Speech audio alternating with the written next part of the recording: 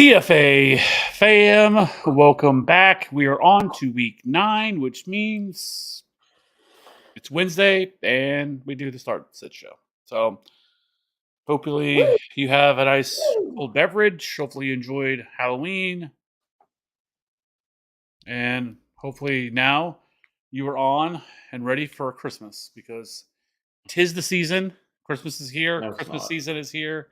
I know. Thanksgiving hasn't even got here yet, but it's Thanksgiving. November is barely here.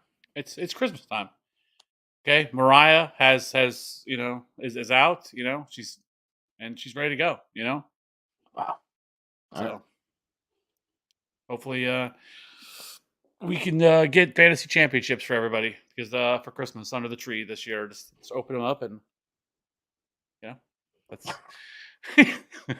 that's that's what everybody wants, right? So, anyways, ET, what is good? In non-PPR, my starting wide receivers are Moore and Godwin, but I'm trying to decide between Rice, Stevenson, or Jacoby Myers in the flex. Would you keep this wide receiver lineup and who in the flex? I would keep the wide receivers. And then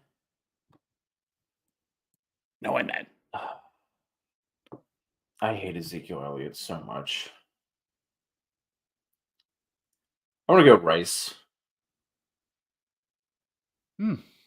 I would go Ramondre. I like this matchup for him, especially now that the Commanders have completely gutted their defensive line for a second and third round pick. So, yeah, I'm going to go. I like Ramondre here, especially in non-PPR. I get the Zeke involvement, especially on the goal line stuff, that he could take some stuff away from him. But I would lean Stevenson. And as far as the wide receivers you have starting, I would leave it. We have Aiden O'Connell, who's starting for the Raiders now after they cleaned house today. So, and promoted Antonio Pierce. Yeah, so we'll see how that goes. But yeah, I would keep it the same, or I would keep the wide receivers in there, I think, and then I would go Stevenson, and then Cody would go Rice. Fred, Deontay, Zay Flowers, or Rashee Rice at flex. That is going to be Zay Flowers for me. I would have them ranked Zay, Deontay, and Rice.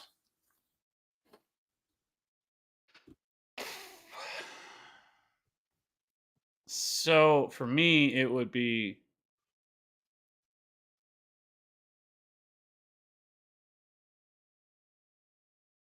I would go Deontay here. I like the matchup against Tennessee. That's how you beat Tennessee, is through the air. Can I be honest about Zay Flowers? Like, Zay Flowers has been pretty ass this year. Like, I know he's a rookie, but like he just doesn't see there's no touchdown upside there. He has one of those on the year. But other than that, he's in PPR formats, he's only finished inside the top 24 twice this entire year. But he also has finishes of 51, 50, and 69. Like, he hasn't been that great. And like one of the biggest problems for him has been the fact that the way they're utilizing him, they're basically just all designed screens for Zay Flowers. And that's kind of the way that they've been utilizing him. He doesn't really see much in terms of deep targets. And so it's a lot of just designed stuff for him. And like I said, he's not really involved at all, inside the end zone. So he just feels like he has a limited ceiling every week. So yeah, I think part of the issue why we've seen him have those lower finishes because the offense wasn't clicking at the beginning of the year. There were some drop issues. There were just, I think a lot of people forget that the Ravens, Lamar Jackson did not do any preseason like training camp stuff. Well, preseason games. He obviously did training camp stuff, but preseason games, and then with the new offense. So I think that, and then with the game against the Seahawks, we also haven't seen a ton of games where once the Ravens offense got clicking that they were really pushed, right? So I would still have Zay just slightly ahead of Deontay, but I do really like Deontay this week. Talked about him in the wide receiver video that just dropped an hour ago because I was very late. So Hey, I, better. I do like Deontay a lot. So, anyways, or oh wait, no, I sorry, Fred. There was one other question there. Dallas, Las Vegas, or the Chargers D this week? probably just go the Chargers by default. I don't. I don't really love any of those options, Fred. I did the defense video, but I can't. I can't remember who I talked about. I would play the Patriots over them if they were available. They were a defense I talked about in the streaming video that I dropped on Tuesday. Just trying to look through the names here to see if anything is the Falcons. They're not as sexy with Dobbs starting over Jaron Hall, but I think the Falcons I would rather play over those ones. Like Zach Will, I get it. Like why the Chargers are potentially exciting this week, but going on the road, Zach Wilson has been fine for the most part of the past couple of weeks. So um, the Chargers defense just always seems to disappoint. And I think they could get a couple of sacks here against Wilson, but he's done a better job of taking care of the ball in recent weeks. So if the Falcons or Patriots were available, I would play them over that.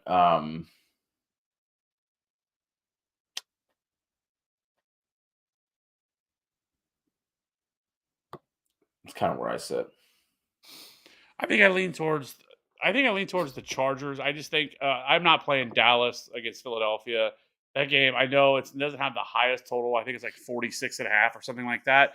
But I do think that that game has some shootout potential. You beat Philadelphia through the air.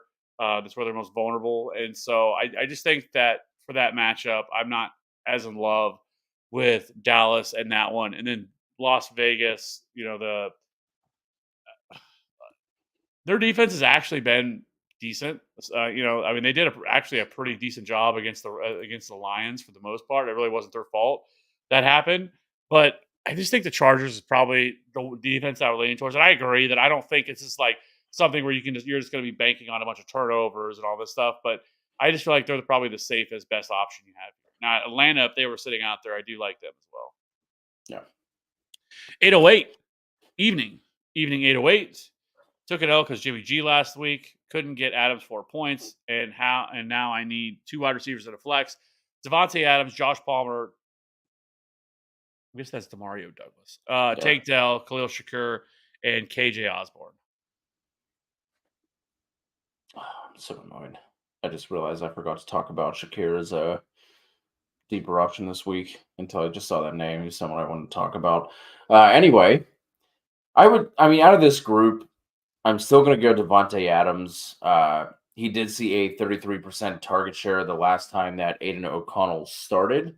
So it was like 13. I think Josh Jacobs had like 11, and then nobody else had more than like 5 or 6, I want to say. So I'm still going to go Devontae. I'm going to go Tank Dell.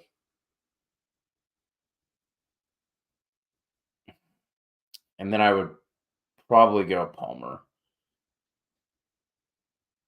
Khalil is close to Palmer for me this week. Yeah, I did see this week the way they utilized Khalil Shakur and mainly Gabe Davis. They completely switched because Gabe Davis was actually pretty much a go route only, and this week it was completely different. So they kind of switched things up with this week with how they ran their offense this past week. So I thought that was interesting.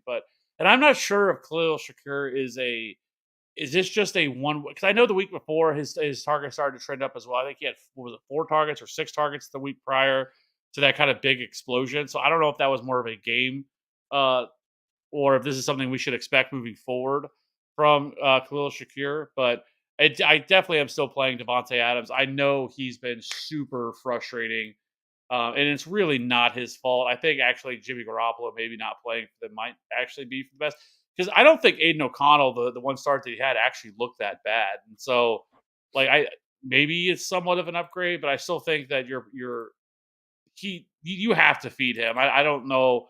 And really, I mean, Devontae Adams could have had a monster day on. He missed just a couple wide open looks Yeah. there, which was super embarrassing. But I think for me, I kind of think so. I'm definitely fine with that. Josh Palmer worries me with what how things have transpired. He's kind of been dealing with some injuries as well, and then we're kind of cracking the door open for Quentin Johnson a little bit, which was you know inspiring to see. But so for me, I think I'm going to go Devontae Adams. And then I'm going to go Tank Dell. I do think Demario Douglas is intriguing, but I can't play him over. I'm still going to go Josh Palmer. Yeah, that has way more to do with just the quarterback after that, right? Yeah, yeah. Though I do really like Demario Douglas as a stash. He's somebody that we've kind of talked about a little bit as of recent, but um, it's really close for me because what does worry about Josh Palmer is, since he plays a lot on the outside and Keenan Allen plays on the inside, how much Sauce Gardner is he going to see? Do they just funnel everything to obviously to Keenan Allen? And so that worries me a little bit. And so, plus with the health, like if you wanted to make a dart throw, I think Demario Douglas in PPR formats, I think is fine. So actually, you know what? I'm gonna go with it. Devontae Adams, Tank Dell, and Demario Douglas doing it. In my other league, pick one: DK Metcalf, D Hop, or Josh Downs.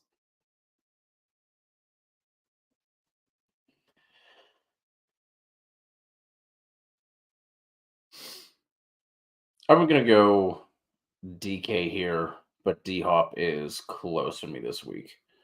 I would not play any of the waiver options over of them. I don't love the matchup for DK, but I also don't want to get caught with my pants down chasing the points from D Hop last week.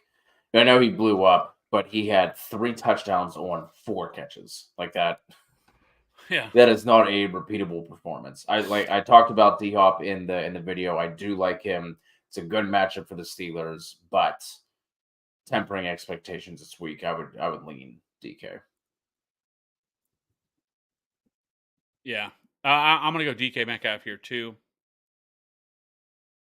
Yeah.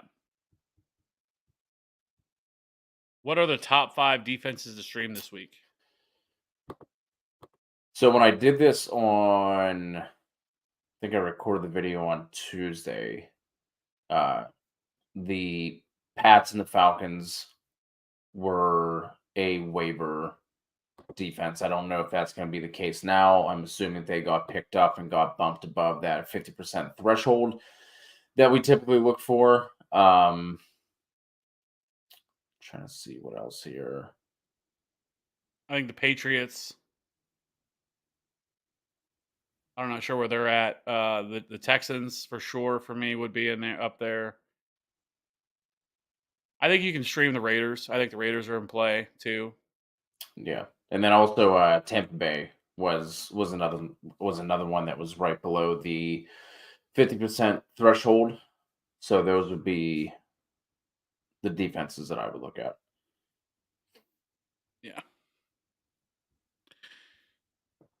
Michael Brown. I lost Kirk and Stafford. Who would you pick up? Howell, I'm Baker, Minshew, or Levis? gonna go Howell here. It would be Howell, Minshew, Baker, then Levis for me. Levis would just be last because I think that we see them go back to Tannehill as soon as he's healthy. But it would be Howell as the clear one for me. Yeah, and just for this week, yeah, I think Howell is the obvious play, but and I mean, I guess we're talking about rest of season. It's probably still Sam Howell. Like Sam Howell hasn't been a great real life quarterback, but as far as fantasy production is concerned, he's been pretty reliable. I mean, he's actually been a top 5 Pretty quarterback good. 3 of the last 4 weeks, or excuse me, a top 10 quarterback He's finished. It's been 5-8, 23-1. So I mean, he has been a pretty reliable. And actually, to be fair, I mean he has one, two, three, four, five QB1, actually six QB1 weeks this year so far. So he's been pretty reliable. I know he's not a sexy name and you don't feel great about it, but he has been able to produce. So, was there another question? Was that it? Make sure we got everything. That's Yeah. it. Okay. Who do I start at wide receiver? Pick 2: Keenan, Devonta, Higgins, Downs, Olave, Deontay. Already have Swift, Bijan, Jacobs, and Taylor starting at running back and flex. Keenan and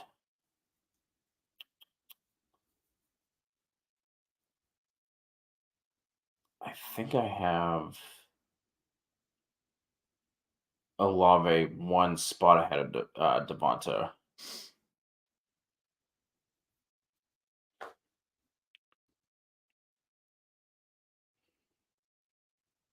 I'm gonna go Olave and Keenan Allen. An interesting note here with this game, as I started, some of my research for the DFS slate tomorrow. The the Cowboys play single high at one of the highest rates in the league, and this year against single high, Devonta Smith is like 92nd out of 145 qualifying wide receivers against single high, and AJ Brown is second. So Wow. that is something to note with Devonta Smith this week in this matchup here. I mean, obviously AJ Brown has been matchup proof against everybody, but it makes me a little bit lower on Devonta Smith here in this matchup against Dallas. So I am leaning Chris Olave and Keenan Allen. And then, oh wait, was there a flex in that? No, just pick 2. Okay, just want to make sure. Alexis, D Hop, Aaron Jones, or Kareem Hunt. D Hop.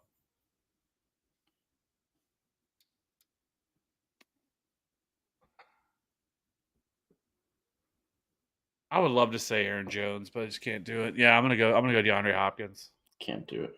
Not good at fantasy. Aiden O'Connell's running backs have a 26.9% target share in 5 quarters played. Jacobs had a 28% target share with O'Connell starting at LAC. Could Jacobs be a sneaky buy low, assuming managers are afraid of the QB switch? I don't even think you have to worry about the quarterback switch for people to be afraid. I just think Josh Jacobs just hasn't been very good, and so I think you could easily buy low on him. And his usage, it has been insane. Now, the real question we're gonna have to find out is how much do things change, because we're gonna have a new offensive coordinator. I mean, so obviously, just some different situations here. And so, how does the offense change in general? That will be the question that I would have. So, but yes, I still think Josh Jacobs is still a pretty easy buy low candidate, all things considered, of how this offense has been. So, Yeah. Eric lost Cousins, got Dobbs and Heineke off waivers. Maybe Jordan Love too. Would you rather trade Kincaid for Carr, have Laporta, or trade Myers for Murray? It's a 1 quarterback PPR keeper league. Lost Cousins, got Dobbs and Heineke off waivers. Maybe. I would trade Myers for Kyler Murray.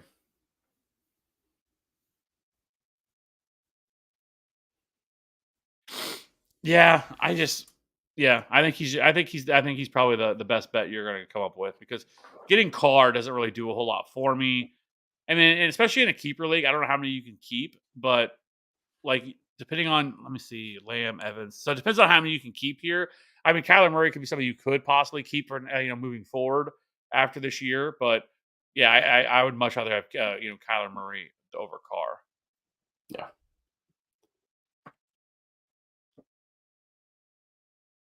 Well, so I mean, I guess technically they don't have to bring him back. Like, they could just 3-week window could go by, and then that would just end the season.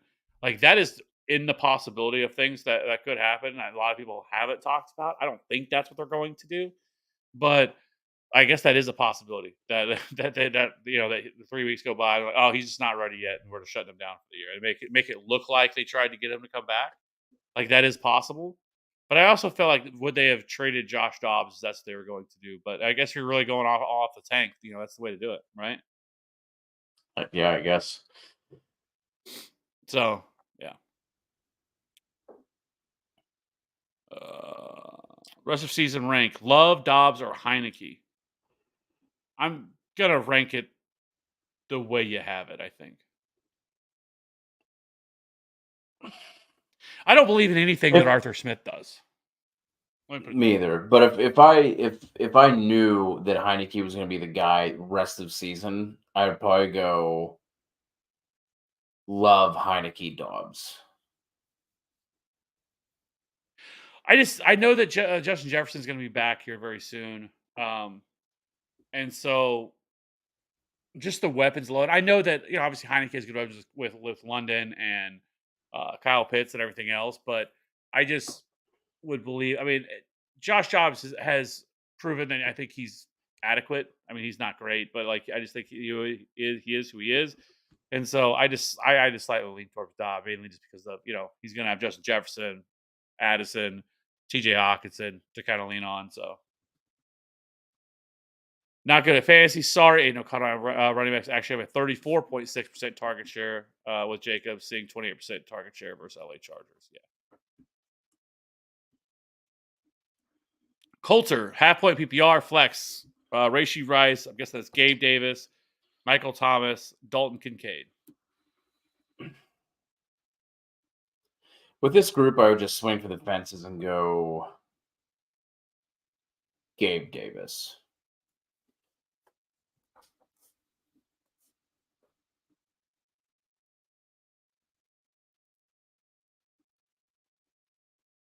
Yeah, I think it comes down to it would be probably Gabe Davis and Dalton Kincaid actually would be the two guys that I would actually be looking at here. Um, Yep. but I think I would lean Gabe Davis on this one. There, Coulter. Are we at the point where Quentin Johnson is more valuable than Joshua Palmer? No, I wouldn't say that. Think we're like potentially inching closer to that point, but um, as long as Palmer is healthy, which he obviously did not look it in the last game, I kind of thought he was going to be done for whenever he went to the ground. It was kind of just like writhing in pain, but he obviously ended up coming back out and finishing the game. Um, Still going to be Palmer for me, but there, like you said, Kev, the door was left open. It was cracked open a little bit for Quentin Johnson. He at least showed up and was showing something versus literally nothing the past couple of games. So there's some hope there, but I'm still I would still say Palmer is more valuable. Yeah, I think it's closer now. I mean, obviously, you have one that's a first round pick that obviously has been frustrating, but seeing the way they utilize them, and some of those were designed, concepts for him, and his ceiling is much higher than Josh Palmer's. Josh Palmer's just a guy. He always has been. He's fine. He's an adequate, number 3 wide receiver for teams. Where Quentin Johnson has us as a really high ceiling, and so I would say Quentin Johnson has more value because I think the ceiling is higher. But I think Josh Palmer's safer. Is the way I would look at it. JR, good evening, guys. Thanks for coming on. Standard League, I need to fill the flex spot. Do I go Henderson, Rice, Hollywood, or Dotson? Thanks. I'm gonna go Daryl Henderson.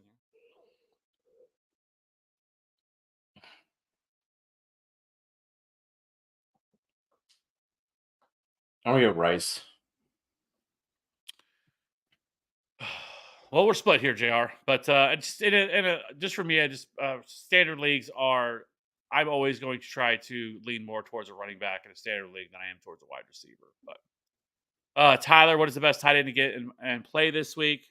I guess that's Schultz, Njoku, Komet, Ferguson, Logan Thomas, McBride. So for this week, I would want Logan Thomas, but for the rest of season, I'd want McBride. I have no, assuming that obviously Kyler Murray comes back and plays. I just have no idea what to expect from Clayton Tune in his first start, and the fact that the Cardinals went out and traded for Dobbs and immediately just slotted him ahead of Clayton Tune and just immediately got the start, and that was what, like 2 weeks before the season started or something. It was really late in the process. Um, does not make me feel great about him, but That's how I would go Logan Thomas this week, but I would want McBride rest of season. I think for me this week would be Jake Ferguson, closely followed behind Trey McBride. And then it would be Logan Thomas for me, the way I would rank them. Because I have Jake Ferguson at 6, Trey McBride at 8 this week. And so, but rest of season, I really do like Trey McBride. And I think what we saw from him is legit. So I would rather, roster Trey McBride, I think, rest of season over any of these guys. But for this week, I would prefer Jake Ferguson. 808, who do you guys got winning this week? LA Rams at Green Bay, Buffalo at Cincinnati, and Tampa Bay at Houston. I will go with Green Bay, Cincy, Houston. I'm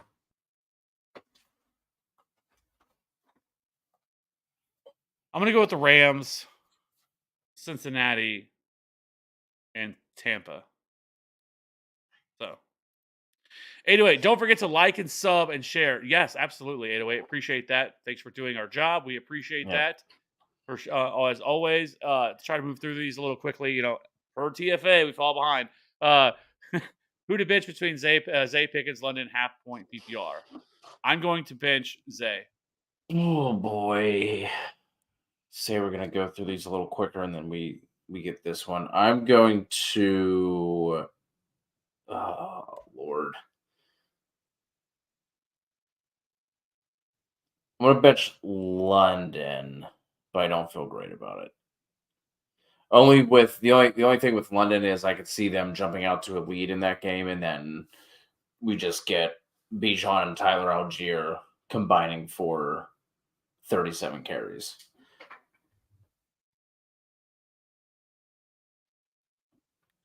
TX again, DJ Moore or London. This is DJ Moore for me.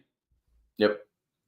Packers, Falcons, Houston, or Pats D. This is going to be the Patriots defense for me. Yep. TX again, Jalen Warren or Roshan Johnson. Roshan. Yeah. Actually, Warren. Sorry, changed my mind. Walito, any worry with Kenneth Walker? Only 8 carries last week, outsnapped by Zach Charbonnet. He was banged up, I think, a little bit. So I think that's what led to that happening. Obviously you don't feel great about that. And then apparently I didn't get to listen to the clip, but I was scrolling Twitter and I just saw for the second or third week in a row that Pete Carroll has just been gushing about Zach Charbonnet. So you don't feel great about it, but maybe it knocks him down a little bit, but he's still going to have the characteristic that we loved about Kenneth Walker and him just being a home run hitter, right? So even with some limited snaps and potentially some limited touches, he can still get you there. You obviously want the volume, but that's one of the reasons why we love Kenneth Walker is because of his breakaway run ability. So not ideal, but I'm not pushing the panic button just yet. Yeah, I mean, I've said it for a while, and I'll continue to say it. They have one of the hardest remaining schedules for running backs, and so I would be a little bit concerned with Kenneth Walker. Not even just because Zach Charbonnet, but also because of their schedule. So I would say, if I can sell Kenneth Walker, I'm going to try to do so. I'm not going to give him away, but if I can make a fair deal for him, I'm going to do it. Chip, sit 1. Ford, Hunt, Addison, Davis, or Palmer, PPR. I'm going to sit Jerome Ford.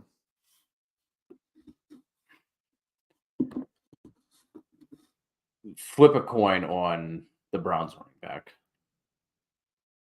Right, that's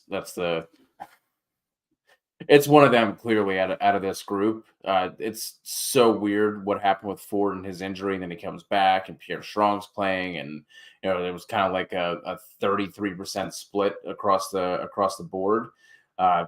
Probably would be Ford just because I still think that ankle injury could be lingering. So I'll go forward with you. Fantasy Gurus just made a trade today. Have Kittle and Kincaid traded Kyler, Ridley, and Laporta for Fields, Kyron, and Reishi. Playing for when the playoffs come. Thoughts?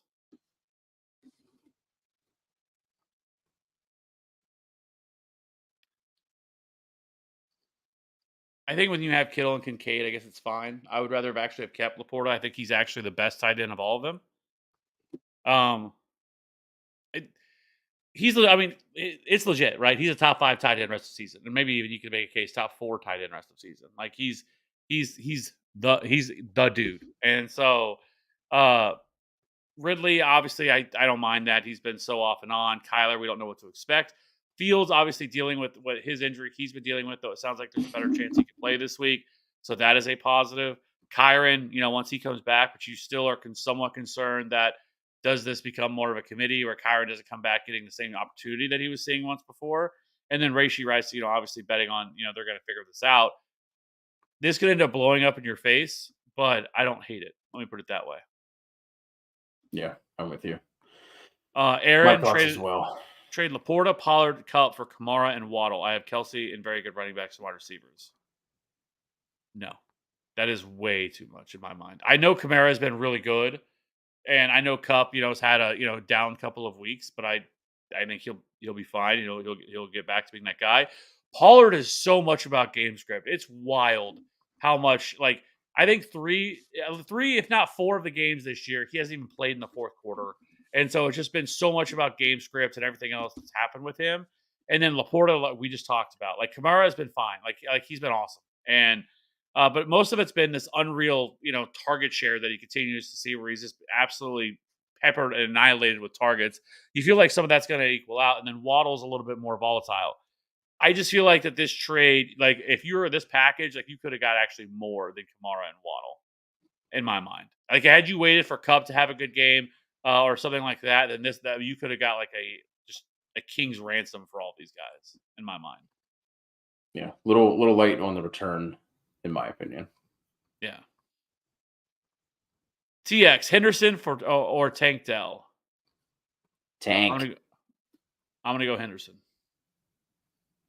Kevin Scott, what's up? I traded Monty, Evans, and Madison for ETN. I don't mind this.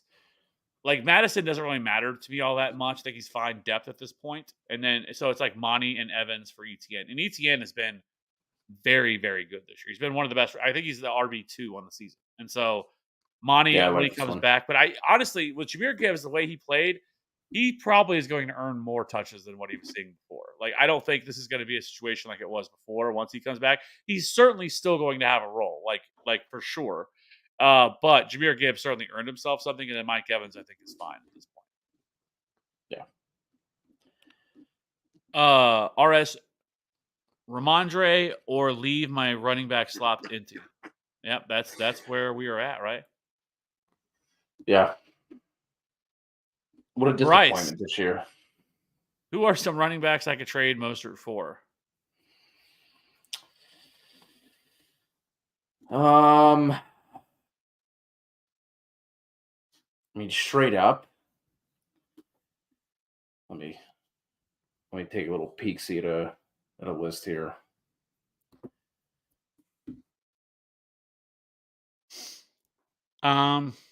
Isaiah Pacheco, I think you could probably pull that off.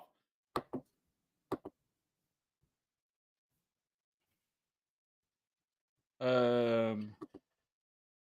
a little peek, see.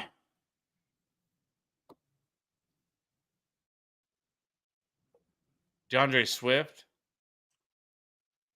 What'd you do for Bijan? Oh, I would trade Mostert for Bijan all day if I can make that happen. I would trade Mostert for Jonathan Taylor. I would trade Mostert for Josh Jacobs.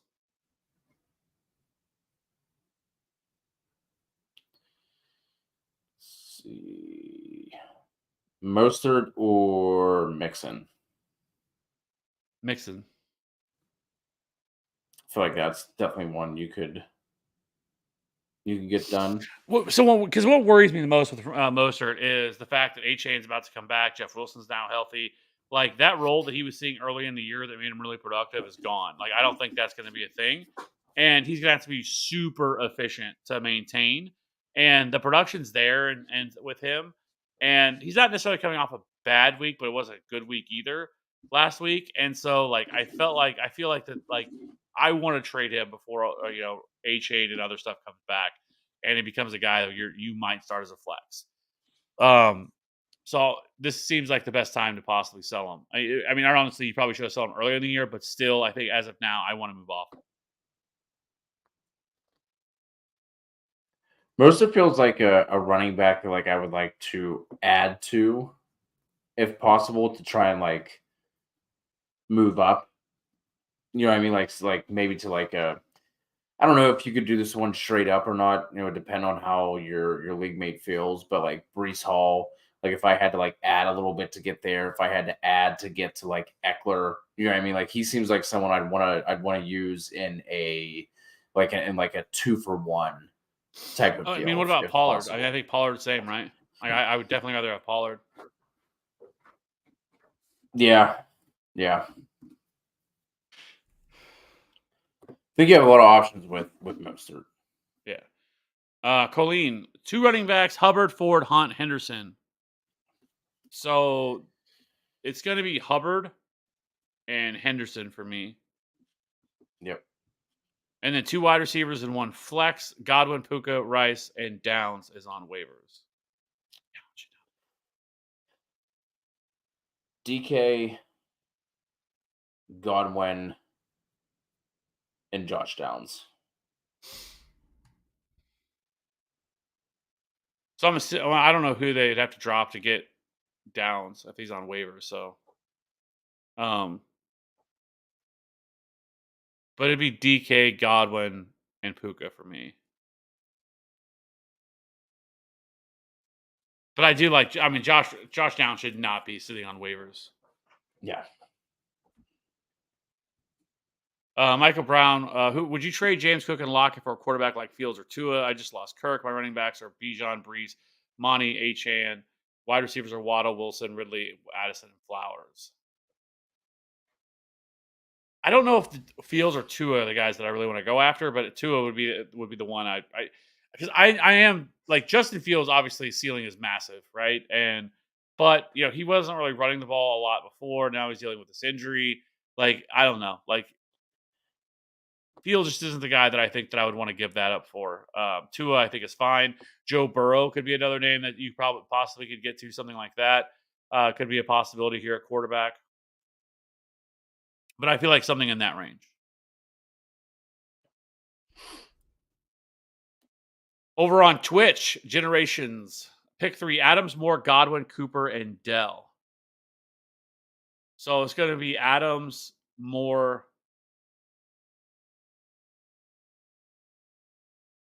And Cooper for me.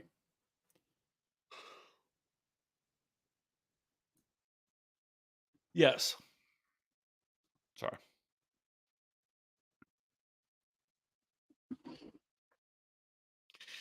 Jacob, 14 teams, half point PPR, 5-3. Lamar, Hall, DeMarcado, Amon-Ra, Amon-Ra. Waddle, Garrett Wilson, Goddard. Should I trade Waddle for Bijan and Moss?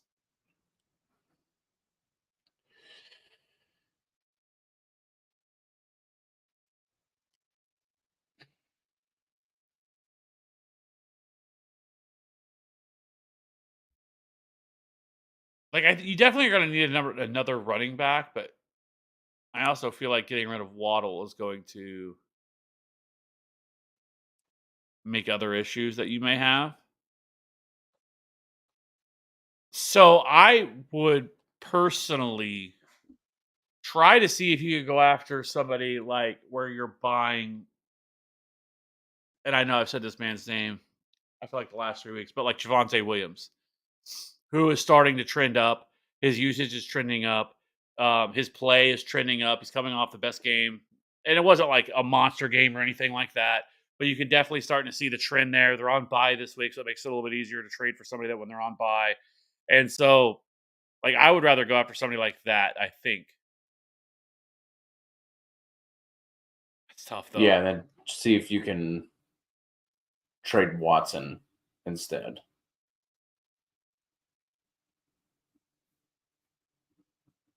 And then just because I'm seeing this and Colleen has been rocking with us this whole time, uh, did say, can I drop Judy for downs or keep Judy?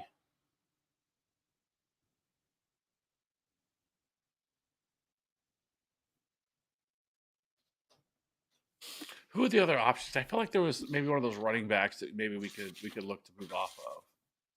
So they have Hubbard. So she had Hubbard, Ford, excuse me, Hunt, and Henderson.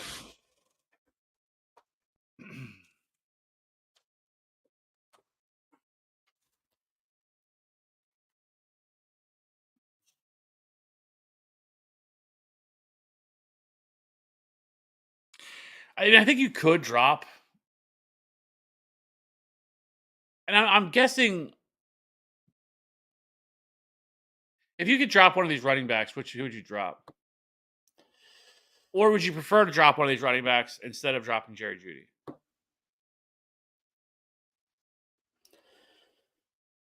Oh,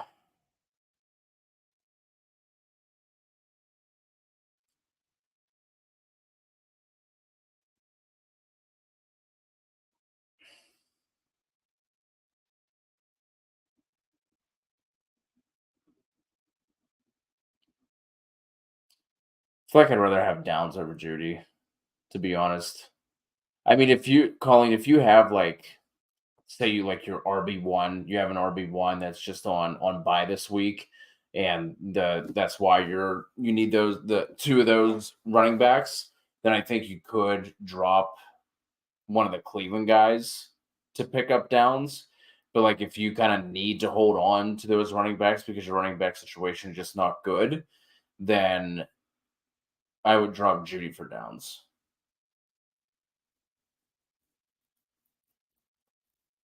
All right, sorry about that. Grab something. Yeah, I probably. Yeah, I think that's fine.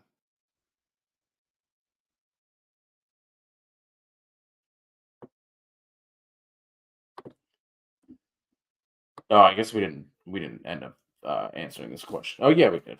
Yeah, we did. That's going to go to the cheaper route. I mean, it's just tougher because it's a 14-team league, right? And so, like, Yep. Yeah, I would go the cheaper route, Jacob. I would try and send Watson out there. I mean, I still think like Pacheco, especially coming off of the game he just had, and it's not like he's like really blown up at all either. So like that might be something you could get done going after somebody like Pacheco. Um, or maybe instead of trading Waddle, maybe try to trade Garrett Wilson for just straight up for somebody too. Like that could be an option as well. Because like Christian Watson, I think is going to be hard because like he's done that jack shit all year. Like you would need him yeah, to come off and have a really good game to be able to do it. Or if the package could be something a little bit different. Because I mean, honestly, I mean, all things considered, Waddle for Bijan is a pretty fair, pretty straight up. Like that's not bad at all. Or even for JT. Like if I could get JT for Waddle, like I'm perfectly okay with doing it. It's just understanding that you're going to be like your depth at wide receiver isn't great because now you're moving everybody up, and it's like I don't know how many you're starting with a being a half point PPR isn't as imperative, but in terms of how many you start, so if it's two wide receivers and a flex, you might have the flexibility to be able to make that work. But if it's three wide receivers and a flex, now we're talking about you're starting Christian Watson every single game. And unless Christian Watson turns it around, I'm not going to be as happy about it. So maybe the question here would be like if you're trading Waddle or let's say JT, which JT would be the guy that I would want.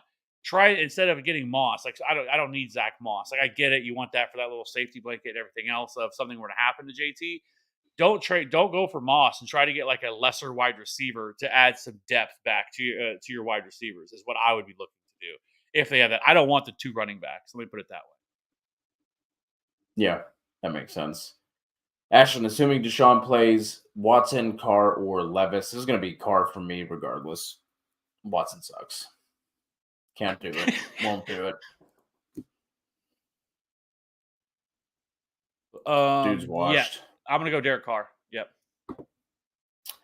Sammy B in the flex, Rashid or Douglas.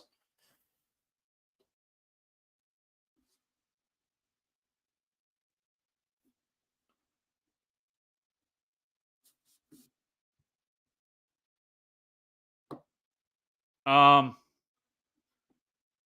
this is tough because Rashid Shaheed is really good against zone coverage, and the Bears run zone coverage at one of the highest rates in the league. But I don't know if the volume is necessarily going to be there for him. Where I feel Oh my like god. Demario Douglas is going to see a higher amount of, especially now with Kendrick Bourne out for the year on with a torn ACL. So I'm assuming this is a PPR league. So I think I would lean towards Demario Douglas. So I will say that I think that Rashid Shaheed probably has the higher ceiling just because he sees a lot of deep targets and touchdown upsides a little bit higher for him. As far as the other question is Trey McBride.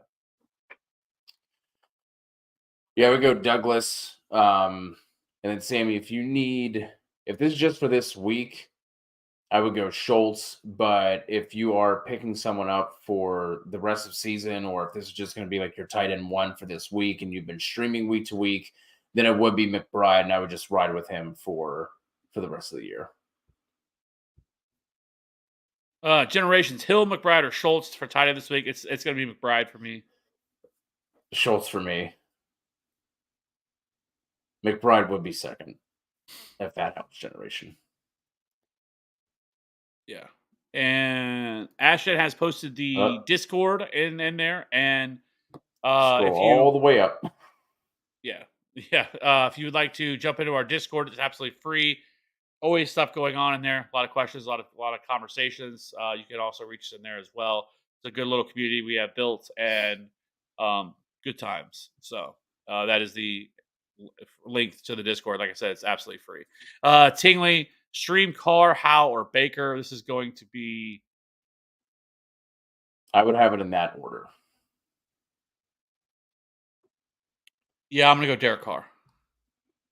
Would you put Logan Thomas over McBride? No, I'm McBride higher.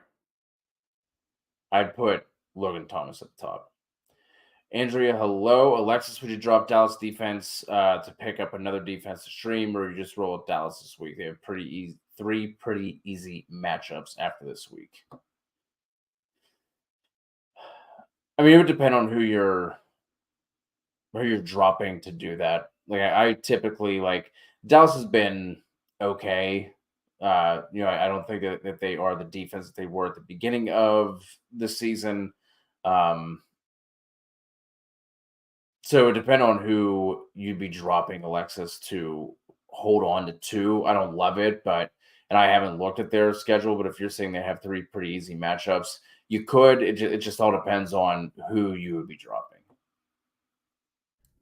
Yeah, I think for me, I think I would try to hold on to them just because I mean they do get the Giants, the Panthers, and the Commanders after that. So those are all pretty Okay. good matchups Yeah. after this. So I think if you can hold on to them this week against Philly, yes. And then once you get to week 13, I'm jettisoning them to the C because after that they get Seattle, Philadelphia again, Buffalo, Miami, and Detroit. So Yikes. Andrea, need two. Bijan, Pacheco, Mostert, Stevenson in a PPR.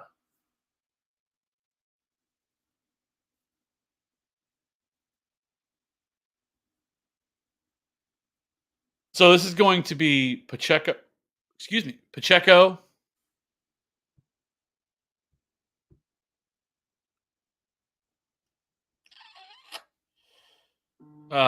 Bijan. Yeah, I'm gonna go Pacheco and Bijan. It's Rylene as well.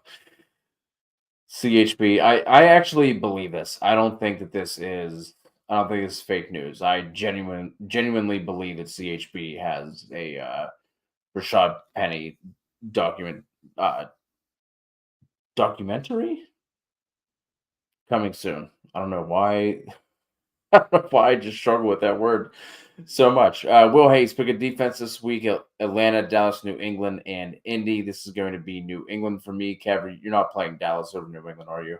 No, I'm going New England. Ashton needs one running back and a flex between Akers, Sharps, Singletary, Burks, Lazard.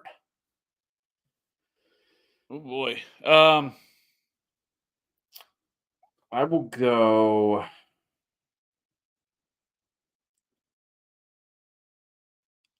Oh.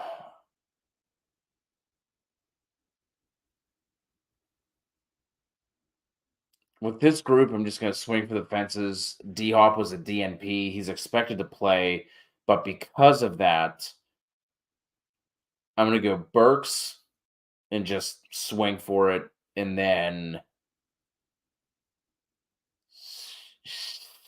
Singletary. Yeah, I'm gonna go Singletary as well. Trying to see if there's like anybody else like that you could like that you could. I'm gonna assume no if we're talking about Burks and Lazard. I mean, if Demario Douglas is out there, I'd rather play him. Um, I mean, running back, I'm sure is going to be next to impossible if these are the options that we're talking about. Like, I'd probably rather have like Michael Gallup if he's sitting out there, Jonathan Mingo if he's sitting out there, Jaden Reed if he's sitting out there, even DJ Chark. I'd probably rather have than either of those two. But if not, Then who you yes, got? I would go Burks. Another one over on Twitch, Patriots Super Bowl bound. That must have been from 12 years ago. Pacheco, Swift, or White. Pacheco. Pacheco for me as well. Nino, Laporta on bye this week. Need a tight end. Taysom, Okonkwo, Otten, Musgrave, Conklin. It's gonna be Musgrave for me. Go Musgrave as well. I didn't see what the injury report was. I have him in our sleeper league on our the TFA listener league, and I just saw that he was moved to questionable. I said I didn't get to see like what it was, and it's only Wednesday, so it doesn't matter. So assuming that he's good to go, it would be Musgrave, and then if not, I'd probably just swing here and go Taysom Hill. Boston fan. Oh, never mind. That looks like that's. I'm assuming that was also Patriots Super Bowl bound. Going to use the context clues there and assume that was the same person. If not, we gave you the answer. Chuba or Wandale to flex for Ashton. Oh, Chuba. I have Chuba as a top 20 running back this week. Pick your top two tight ends moving forward. Schultz, McBride, Ferguson, Hill, Thomas. This is going to be McBride, and you shouldn't have to worry about anybody else. I guess it would probably be Ferguson. It would be Ferguson or Thomas for me. Just with Hill, you have Jawan Johnson coming back. He got there last week, but that was on 9 carries. Like I don't know. It's just so hard to trust Taysom Hill on a week-to-week basis. But it's McBride above everyone else, and then I would probably say Logan Thomas just for the safety. He's a low ceiling, high floor type of option if you need that second option. Same B. Andrea needs one here between Smitty, Josh Downs, Deontay, and Rice. I am going to go Devonta Smith on this one, despite your stats there about single high, Kev. This one, yes, I would go Devonta Smith.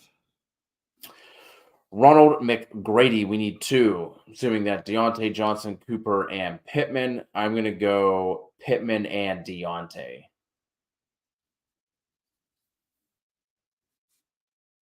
I'm going to go Pittman and Cooper. Why do you hate Deontay Johnson so much? I don't, but I mean, when you get a matchup against the Arizona Cardinals, as the Cleveland Browns do, it makes me like Amari Cooper this week. So Pena with K9 having a very tough schedule now. Mike Evans being tight end dependent, touchdown dependent. Trade them 2 for Cup and Warren, or is that overpaying? no, I don't think it's overpaying. I don't think it's overpaying either. Foreman or Roshan, roster one. Roshan. Pierce or Singletary. Jump off a bridge. It's Wow. just That was aggressive. it's so bad. Got dark real quick. I'm gonna lean Pierce. he's at least getting the goal line work. So I mean, I'm with you. It hasn't been great. I would lean Pierce as well. Last fish. Let's go. Good evening, gentlemen. So far, I have used San Fran, Lions, Buffalo, Baltimore. Thoughts on New Orleans, Cleveland, and Atlanta?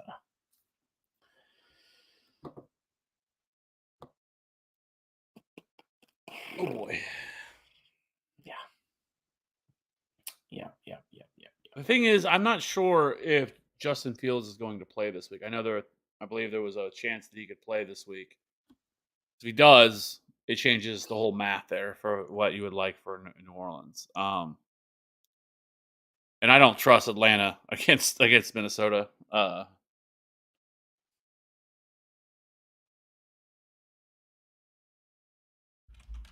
Probably just go with Cleveland here.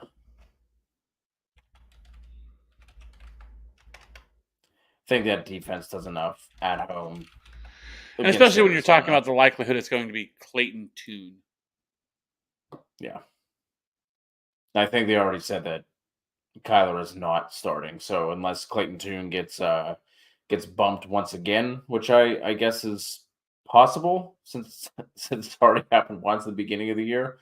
Um, but either way, it's not going to be Kyler Murray. So I would go Cleveland here, Fish. Trying to see if there's It is kind of wild though that Cleveland's only a 4.5 point favorite. And to be fair, New Orleans is only a 3 point favorite. I'm seeing 8 point favorite for Cleveland. Oh no, you're right. Sorry. Good thing. Good catch. Because I was looking at the difference in the okay. Yeah.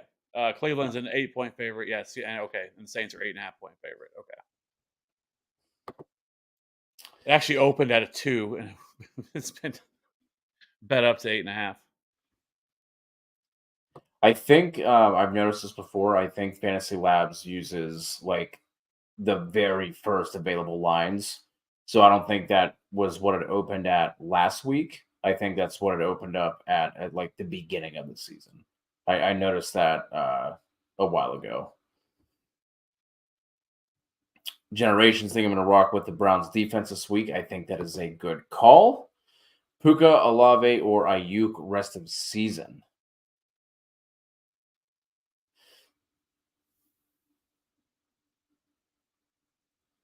I'm going I'm to gonna go go IU. Alave, Ayuk, and then Puka. Yeah. Looks like Alex missed out on the cream of the crop at tight end. Hill, Mayer, Ferguson. I want to go Ferguson. I'll go Ferguson here as well. CHB, which three? Keenan, Puka, DK, Watson, Pickens. Keenan's a lock. And then I'm going to go DK and Pickens.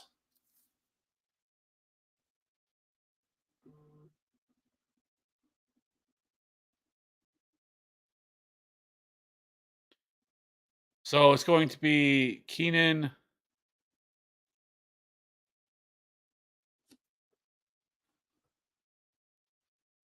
DK, and Pickens. And boom goes the dynamite. Boston fan, who'd you rather trade, Pittman, Deontay, or Scary Terry? Probably Deontay.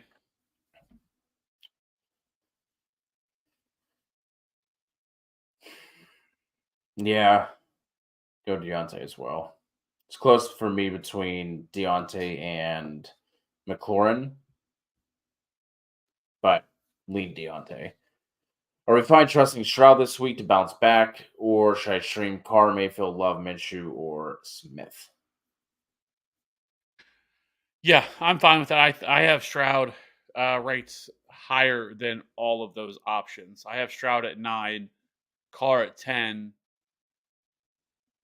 Love at 13, and then Minshew at 14, and Mayfield at 16. Brandon is trying to trade for CeeDee Lamb. Going to offer a 2-for-1. Would be my best chance. Smitty Pacheco, Tua, Godwin, Addison, Wilson. Thanks. Note the owner needs QB more than anything. I would start then with Tua and Wilson, probably. I mean, assuming that you have another quarterback to fill in there.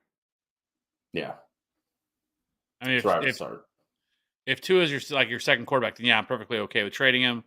And then from there, I think I would start with Tua and Godwin, actually, and then I would move to Tua and Wilson. just know it's going to be tougher because CeeDee Lamb's coming off a monster game. So, Correct. like, it's not the best time to be trying to buy CeeDee Lamb considering he's coming off, just a mega performance. But depending on the record and how desperate they are, might be able to do it. But you're right. The best time to buy CeeDee Lamb was before that blow-up game. Luis, Olave or Deontay Johnson? That's going to be Olave for both of us. A U for life. Thoughts on this trade? Traded Deontay Johnson, Michael Thomas, and Foreman for Metcalf and Gus Edwards. I like that a lot. Foreman is going to be useless again Shortly. once Khalil Herbert comes back. Roshan's still there. And Michael Thomas has no ceiling at all. He is just you're happy if he gets you 10 points. And then Deontay is kind of in a similar spot because I hate Matt Canada so much. I wish they would fire him just to the moon. Like, I don't know how your offense could be so anemic and that man still has a job. Like, and it's been going like this all year, and they continue just to Mike Tomlin is way too loyal. But yeah, So it's the Steeler way. It's just the Steeler way. Tingley, rather have ETN or Kamara rest of season. Got offered Diggs and Pollard for Kamara or ETN. I wouldn't make that trade. I'm not trading Diggs plus Pollard. I think Tingley. Oh, he's getting offered Diggs and Pollard. Okay, Yes. never mind. Okay. I was like, That's really? Fair. I would rather have ETN rest of season than Kamara. I feel like ETN is more stable. I feel like this heater just can't continue, and that's coming from someone who traded for Kamara recently.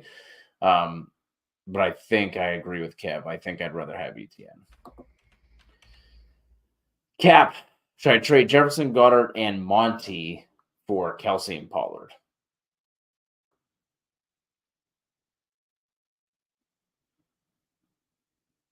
I think I'd rather have the Jefferson side. I think so too.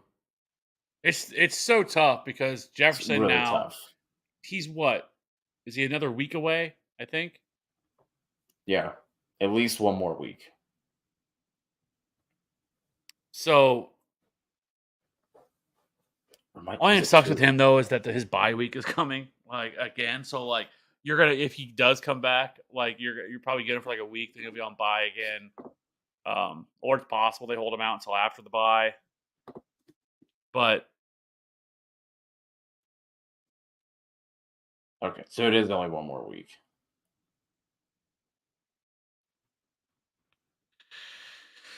He did get put on IR immediately after the KC game, right? Like there wasn't one game where he was inactive and then he got put on IR. No, it was immediately after. Okay. So just one more week. So after week 9, he could return in week 10? Yes. So then you could possibly have him for 10, 11, 12, so 3 weeks. Yeah, I'm holding Justin Jefferson. I don't want to I get it. I think that's actually a really good haul. Like, it's not actually a bad offer at all to be able to get Kelsey and Pollard. But I just don't want to move off Justin Jefferson. Yeah. Stephen Joe trade away Andrews for Olave and Ingram.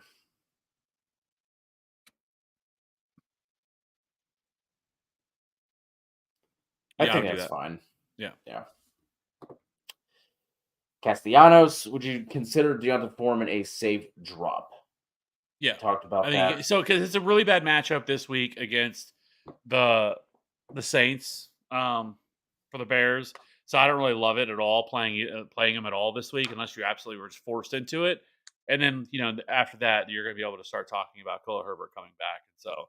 And then I think he goes back to because remember he was a pretty much a healthy scratch most every single week. So Noel, start three: Deontay, London, Nico, Marquise, and Palmer. This is going to be the first three for me.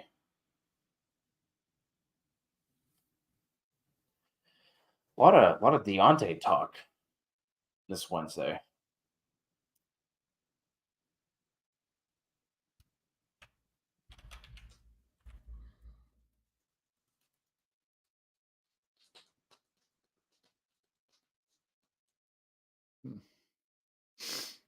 this is going to be Deontay, Nico, and Marquise Brown for me. Puka or Deontay? I'm going Deontay on this one. I'm gonna go.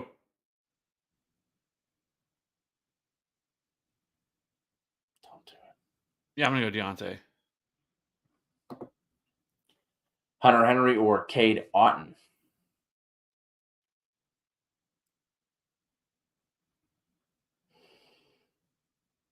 Rather stub my toe every day for the rest of my life. I'm gonna go Hunter Henry. Oh, lordy, how did we end up here? I would, assuming that, or if Gerald Everett is going to be out, I would rather play Donald Parham over both of these options.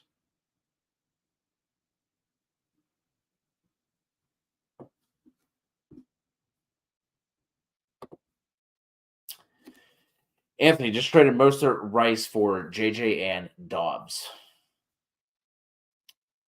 You're getting Justin Jefferson, so congratulations to you, Anthony. I like it. Yeah. That's how you sell high and buy low right there. Take notes, chat. Should I look to move Pollard? And if yes, what RB should I look to target? I also have Dak, so I don't like having both. No. You need him to have some good games, right? He's hard to sell right now. You're going to be selling him below what his value should be. And it's hard to find a running back. I get it. He hasn't been great, but it's hard to find a running back that sees as many opportunities as he does and as involved as he is. I think that things are going to change as we start to. There's a lot more premium matchups here where they're not going to be blowing teams out like they've had. They just had this. It's just been a really weird game script year for them this year. And so I don't. It's if you can get somebody to give you something of value for them, fine. But I suspect you're going to be not happy about what results or what offers you're going to get for Tony Pollard. Yeah. Hint: they're going to be low. Cap, if you don't like the other one, what about Jefferson and Goddard for Kelsey? Mm-mm. Like you shouldn't be having to add in another piece to get Travis Kelsey. Let me put it that way, right? Like Justin Jefferson, like even if it was 1-for-1, I would rather have Justin Jefferson than Travis Kelsey. Probably. Yeah. Chuba. Who should I trade to get an RB2? Wide receivers are Jefferson, Adams, Olave, McLaurin, Sutton. Probably McLaurin. I mean, if you could sell high on Sutton, that would be it. But I don't know anyone's going to be buying even after the touchdown last week. It would be McLaurin here. RB2 is currently Jalen Warren. Yeah, it's probably going to have the most luck with McLaurin. I would try Sutton for a cheap option. Probably not going to get it done. But McLaurin, you should be able to find something. I don't know what that means. The New York Rangers. We watching hockey tonight. Eric, Auden, Conklin, Henry, or Parham. It would be Parham for me. Don't you Like dare besmirch the Texas Rangers winning the World Series, okay? no one Stream cares. if Gerald Everett's out, it's gonna be Parham for me. But Yep. if if he's not, then it would be Hunter Henry.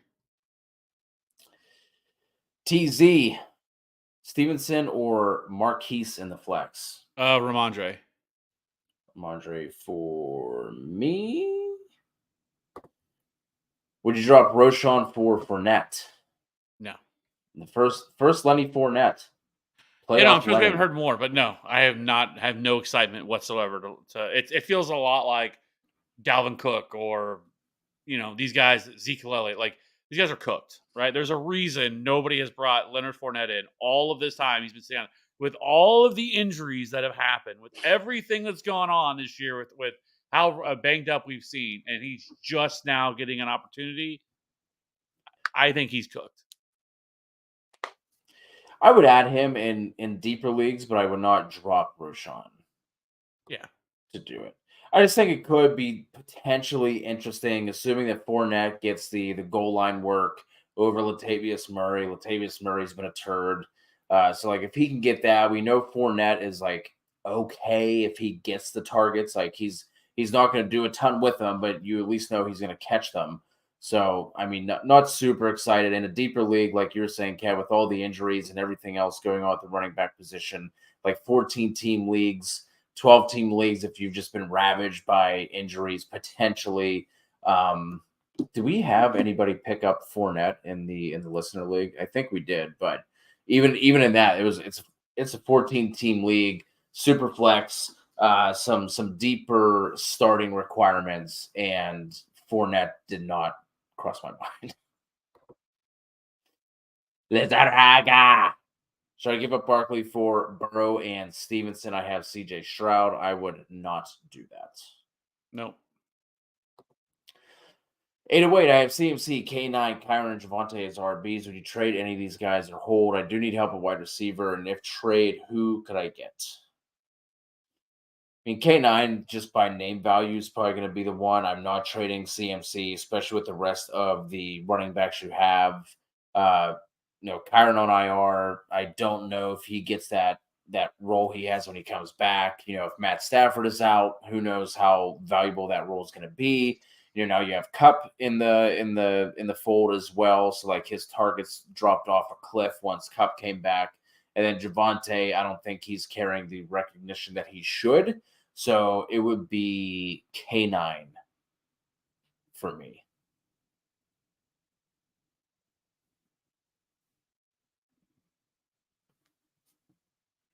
Yeah, I think he's the easy one that you can trade for, or that you can move. And we've kind of talked about everything with the schedule and everything else. So yeah, I think it would be Kenneth Walker who I'd be looking to move off of. And like who would you be looking to target? Because I mean that's what the other part of the question.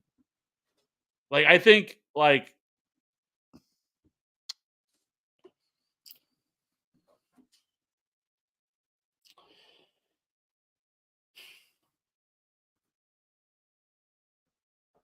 um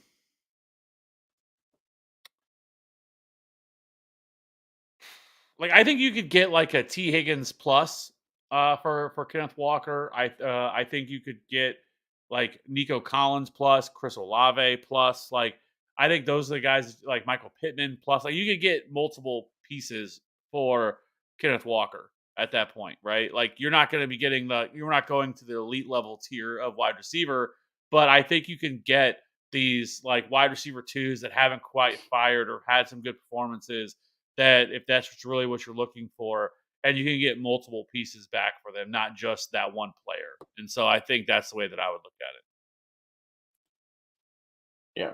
There's some names in there too that I would do straight up for some of the names you just rattled off, Kev, as well. So should have some options, especially with how desperate a lot of teams are for running back help. Did that one. Kyron or Mostert rest of the season? I would want Mostert here. I get the concerns about Achan and Jeff Wilson, but I still just want the better offense. Yeah, I agree. That's fine. Javante or Mostert? I'm gonna go Javante. Oh, this one's close. I mean, it's probably Javante, but I mean, we're still seeing Samaje P. Ryan getting touches, Jaleel McLaughlin still getting touches. I think they're maybe not both will be involved the rest of the season, but I still think Javante is going to be splitting touches with at least one of them. Um, Just for a little bit of reference here for Javante Williams, last week he handled 66% of the snaps and 82% of the rush attempts. He also ran 35% of the routes and saw a 17% target share. And obviously, he scored the 19 PPR points, which was the highest rate he's done all year. He's actually trended up. Week 7, he also had 13 PPR points. And just for a little bit of more reference, Jaleel McLaughlin only played 11% of the snaps and only handled 6% of the rush attempts and 13% of the routes, where Samaje P. Ryan only played 23% of the snaps and 3% of the rush attempts. And so it's really trending up for Javante Williams here to be that guy where it feels like Samaje P. Ryan and McLaughlin are really just fighting for whatever the scraps are at this point. And so, yeah. we buy homes near you, 512. Every time I see we buy, my mind immediately goes to the we buy any cars. We buy any cars. You know that one? Seen that commercial? Every time I see it, immediately that jingle that comes into my mind. Pick one wide receiver, two, and QB to start. Stroud, Carr, or Howell. Shroud. Stroud for me as well. And then wide receiver two, looking Addison, Higgins, Godwin, Davis, Downs, Flowers, Rice, Johnson, Collins. Non PPR. Man, in a 16 league, how are those your QB options there? 512.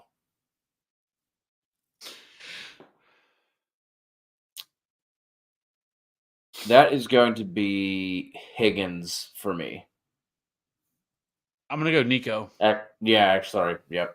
Nico is who it's going to be. I really don't mind T. Higgins either. Like, and maybe even more so in a standard league, maybe we should lean more towards T. Higgins just because of the offense, the game script that likely is going to be coming.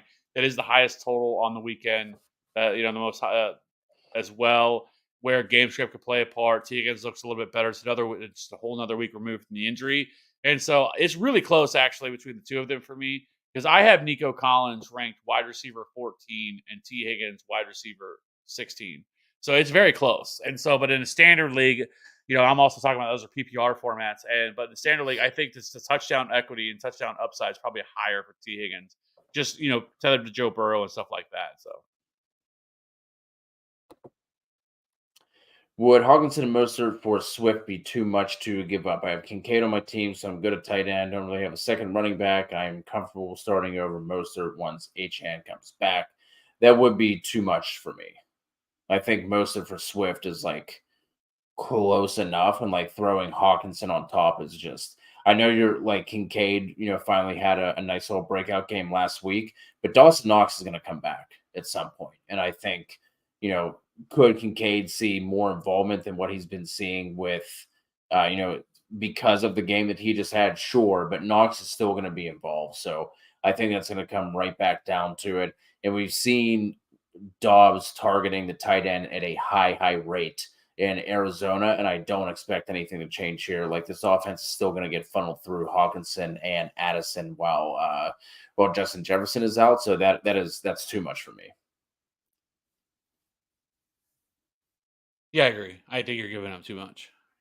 If you could make that Kincaid and Mostert with the game that Kincaid just had, I would think about doing that, kind of like having Kincaid as a throwaway, but I'm not doing that with Hawkinson. He also has Walker and Kyron. Yeah, Kevin's been talking about not wanting to buy Walker. I just brought up some of my issues with Kyron Williams, so I would want Swift over those, but that's still that's still too much. Who's your Devo?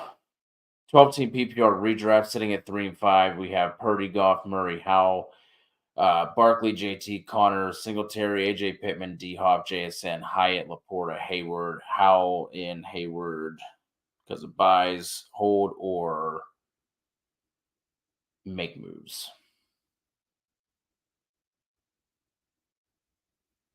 Is this a single quarterback league, I'm assuming? Or is this a super flex? 'Cause I'm kind of curious why we're holding 4 quarterbacks.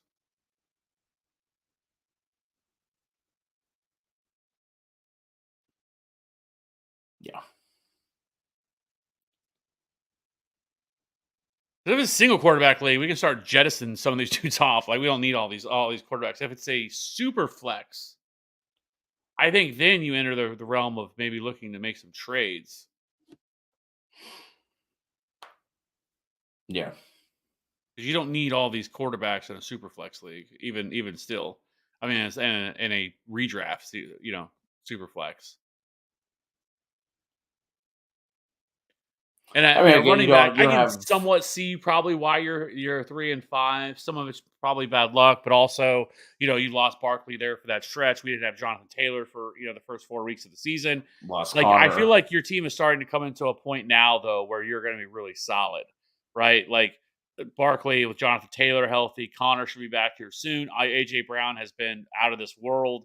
Pittman has been pretty solid. Like I think you're getting to a point though where you're actually going to start. You should be starting to trend up now. You can always get the worst is whatever you have the second highest scoring team on the week, and then you end up playing the guy who was the first. That's you know the worst. But at 3 and 5, I think what I would look to do now. Again, I don't know if you can tell us if it's a super flex. I don't know if that's Single QB was waiting on Murray. okay. Then yeah, we still either way we don't need 4 quarterbacks in a super in a single quarterback league. It's just too much. Like you're burning all these roster spots for this guy for all these quarterbacks. Now I'm guessing, and just by reading this, I mean, it looks like you probably have a pretty deep team or pretty deep benches to be able to hold all these players that you have here. But I'm still either trying to make some trades for some of these quarterbacks you have. Now the problem is you don't really have like an elite quarterback, right? You have a bunch of of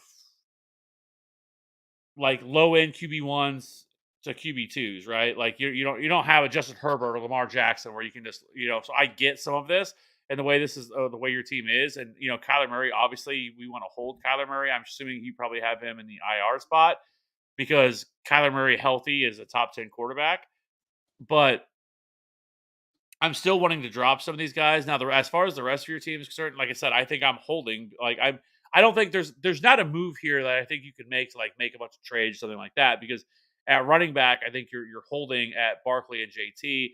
Once Connor comes back, you have a little bit of depth. Right now, you don't really have that much depth behind them, and it's because we're holding on to all these quarterbacks. But then you also have a wide receiver, AJ and Pittman. You can't trade any of those guys because those are your. Now, I think you could trade DeAndre Hopkins if you wanted to, coming off that monster game, but then you don't really have any depth behind them where you have JSN and Hyatt. So you're kind of in that same situation.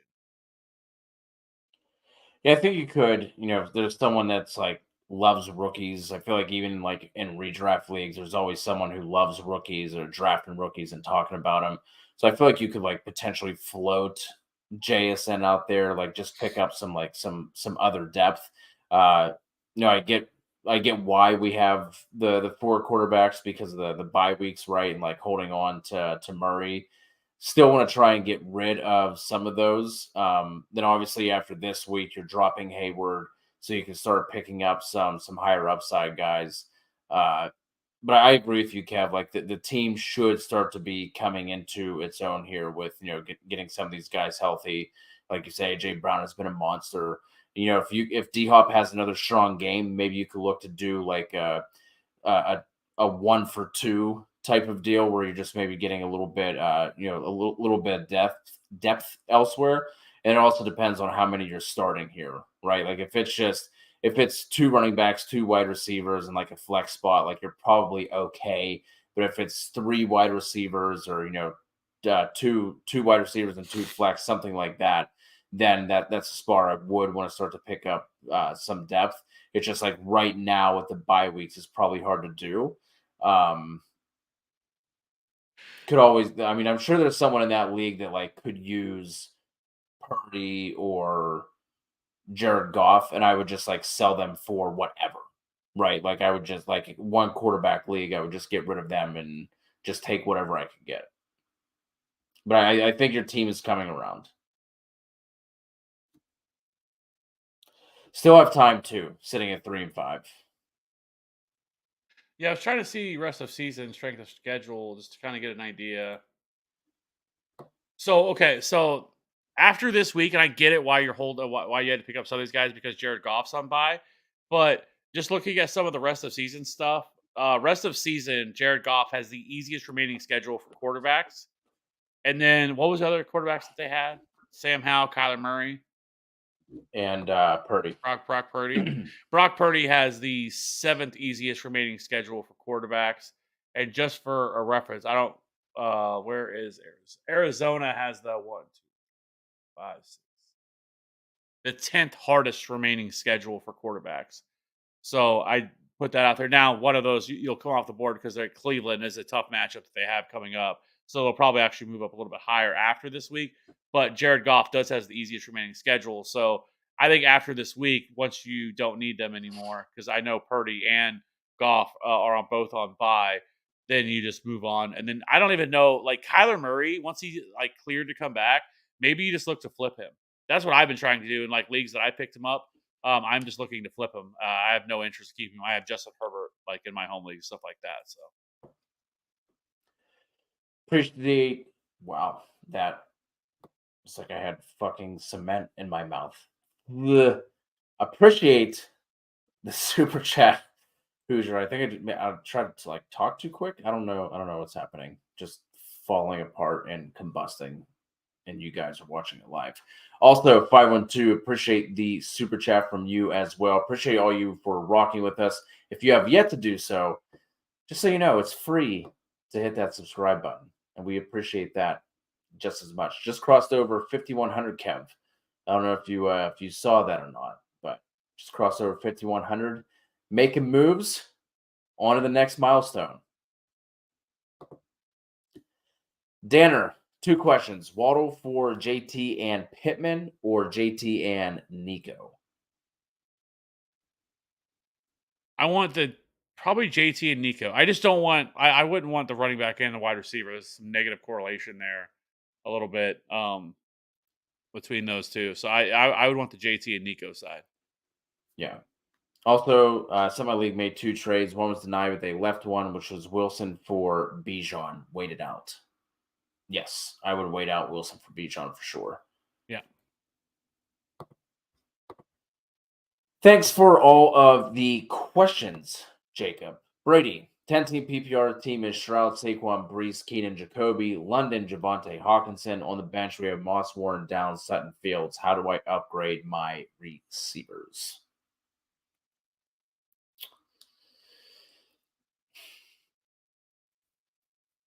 Always the easiest way to do this is, because it seems like you at least have, some,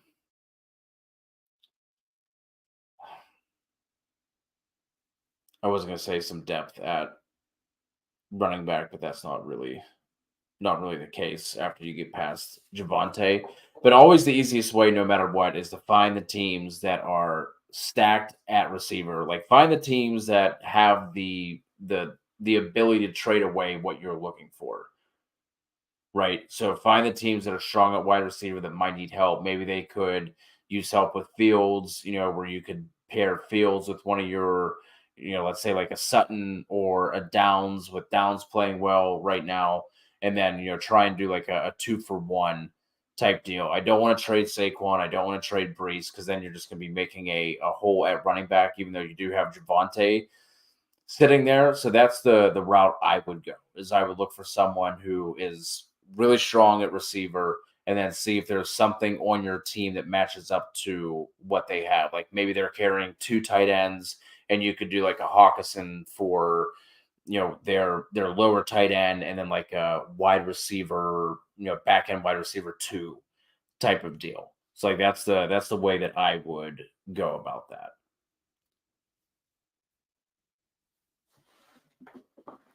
Okay, is there anything on here specifically that you see? I I mean, I know I think kind it's of kind of like you said, right? Like I completely agree. I think you could take like a Moss or or even take Moss and like Sutton, and put them together and try to trade up. I mean, that's kind of what you're looking at. Yeah, but everything else you said about going on a team that has stacked wide receivers and has a bunch of them they could move. I think that's the easiest way to do it. need one to play here for 808 Foreman or Strong. I want to go Foreman on this one. Yeah, I agree. Hopefully, he falls in the end zone or something. High upside, low risk. TFA fam need one wide receiver, one flex, and a non PPR. Evans, Nico, Deontay, Ramondre, and James Cook. I'm gonna go Nico and Evans. I'm gonna go Mike Evans and Ramondre. Clayton, 12-man half PPR. Trade Joe Mixon for James Cook and Ayuk. Oh yeah, Assuming that's and. yeah. As long as you can get both Cook and Ayuk, yeah. Alexa, someone dropped the Niners defense in my league, so I put in a waiver claim for them. So I would have both Cowboys and Niners. I would just rotate between the two for the rest of, I'm assuming that's the rest of the year. Yeah, yeah.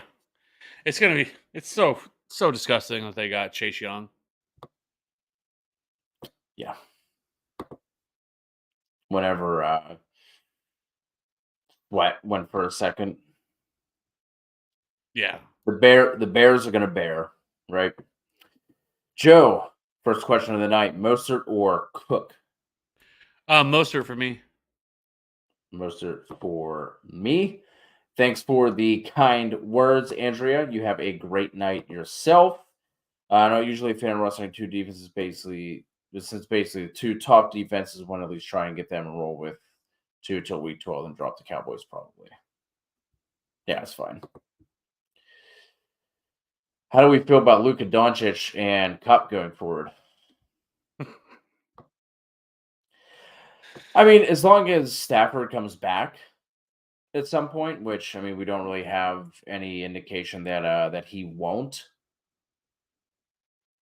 I mean, he's gonna be it'll be fine. But I think it's a case where I feel less confident that we could see where they're going to both be viable on a week to week basis. I think it's going to kind of be one or the other. I don't think we get the weeks where Luca where Puka and Cup both go off at the same time. Yeah. I mean, next week it all hinges on Stafford. It really depends on your other options. You know what I mean? Like Kev, I think looking at our rankings, you were higher on the Rams receivers than I was, but Oh, I've made some changes to that. That is changed. So I have oh, okay, moved Cooper Cup down to wide receiver 11, and then I have moved Puka down to wide receiver 29. okay. Did I miss? I don't think so. I hope I didn't miss that. Isaac, good to see you in here. Thanks for showing up. How do we feel about Will Levis the rest of the season? Like I said, I think it ends up being Tannehill once Tannehill's healthy. Because Yeah, maybe I don't know. Like, Vrabel's a turd. yeah, well, that's what I was gonna get at. Like, it almost there's this feeling like there was this weird vibe after the game, and I don't know what was said. There was like the whole like It did as they look were odd. coming off the field, he was like talking to him, but it didn't feel like it wasn't like a hey, good job, rookie, great Yeah. win. It felt very like awkward, like just by his facial reactions, how he was reacting to it. So Yeah. that was weird. And then this kind of the comments that Vrabel's made, it doesn't really sound like he wants Will Levis to be the quarterback. which I don't know what the fuck you could have seen this year from Ryan Tannehill to be like, yep, that's our guy. Like that's our quarterback. Like at this point, there's zero reason Will Levis shouldn't be the starting quarterback for the rest of the year. Just see what he is, right? I mean, the Titans aren't going anywhere. Like I get it I'm sure from the coach's perspective, you're not trying to lose games and all that stuff, but like see what Will Levis has at this point. See if this is a fluke. See if this is the guy. Maybe you hit a home run with a guy in the second round, and for next year that you don't even have to worry about. Like you can't just keep trotting out Ryan freaking Tannehill that we And know who Derrick he is, Henry. and but I don't know. But you're right. There is the possibility that they go back and just say, nope, I we're going right back to Ryan Tannehill, which is a problem. It would be very on brand. CHB got a week 10 bye coming up for Kelsey. Would you consider Michael Mayer a good backup? Yeah, I mean, without knowing, just the what would potentially be available and matchups and things like that, I do think Mayer is fine. Although I'm quite salty. Missed a parlay because I needed 20.5 yards from Michael Mayer. Good Lord, what is wrong with me tonight? Needed 20.5 yards, well, 21 yards. His line was set at 20.5, and he had like the one catch for 19 yards. So that was They do get the brutal. Jets in week 10. I will say that. Like that's not great. But I will say the Jets, you do want to target them and with the tight end. The Jets have allowed the fifth most PPR points to tight ends this year. So it's not a bad matchup for Michael Mayer. And believe me, I was actually owned Michael Mayer for the last couple of weeks. After his big breakout, thinking that it was going to be the thing, and then I held on to him for this week. So I was like, oh, it should be a shootout. They're going to throw the ball a lot. The Lions haven't been great against the tight end this year. So I was like, oh, this is a good spot for him. And he almost, thankfully, even his one catch that he had for whatever it was, he ended up like 2.9 PPR points. He just needed that to slide by to get the win this week because I ended up winning by 2 points. I had Amon-Ra St. Brown going in that same game. And by halftime, I felt great. I was like, oh, man, I could get the highest points total for the week because I had taken the lead by that point. And then I didn't get any points the rest of the game. Yeah, I too had both of them. And at halftime, I was down 12 points. Lost by I think 7. Yeah, it's frustrating. Very. Simp, waiting until after this week and thinking of offering last place team Ridley and Cook for AJ Brown. Also thinking of trading Gibbs for Pollard. Thoughts? I also have Monty.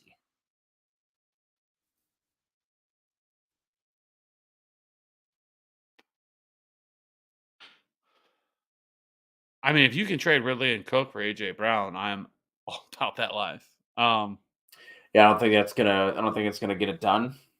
Like if I'm the last place team, Yeah, what does I'm not. Ridley and Cook do for you? Yeah, Let me ask this: would you offer James Cook and Gibbs for AJ Brown? easily.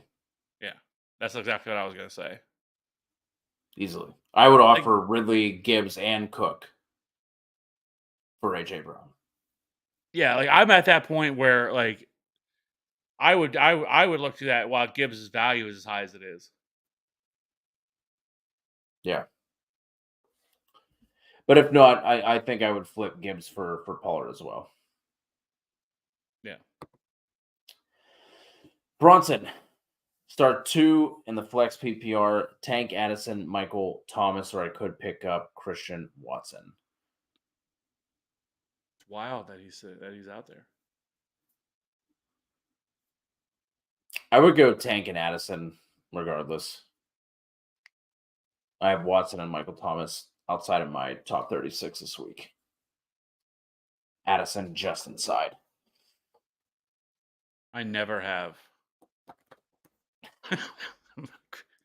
Michael Thomas inside my top 30.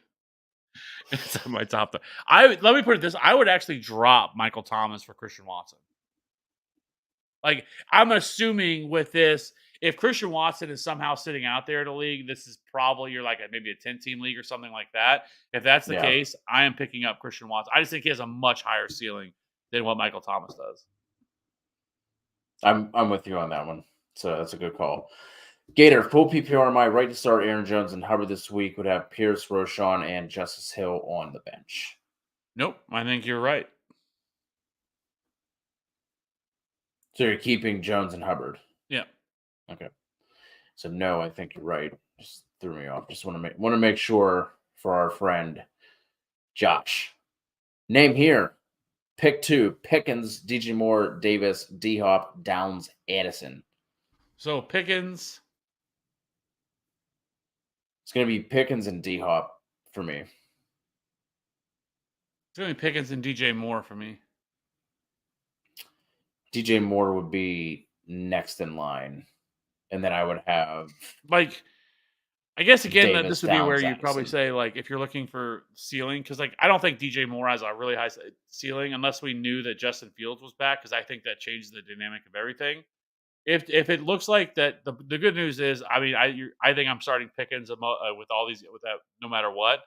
So, and remember, don't put Pickens in your flex. Never put Thursday night players. I mean, I know that's probably common knowledge for most, but some people don't know that, and just never start a Thursday night player in your flex ever, because you want that ability to be able to move guys around. So, but past Flexibility, that, like I one think if would I'm say. looking for straight ceiling, I think that Gabe Davis and even DeAndre Hopkins both have a higher ceiling than what DJ Moore does this week. So, but that's if Justin Fields is ruled out, then I would just go with Gabe Davis, because I get it. We're probably not going to know one way or the other really on Justin Fields, I think, and DeAndre Hopkins plays tomorrow night. So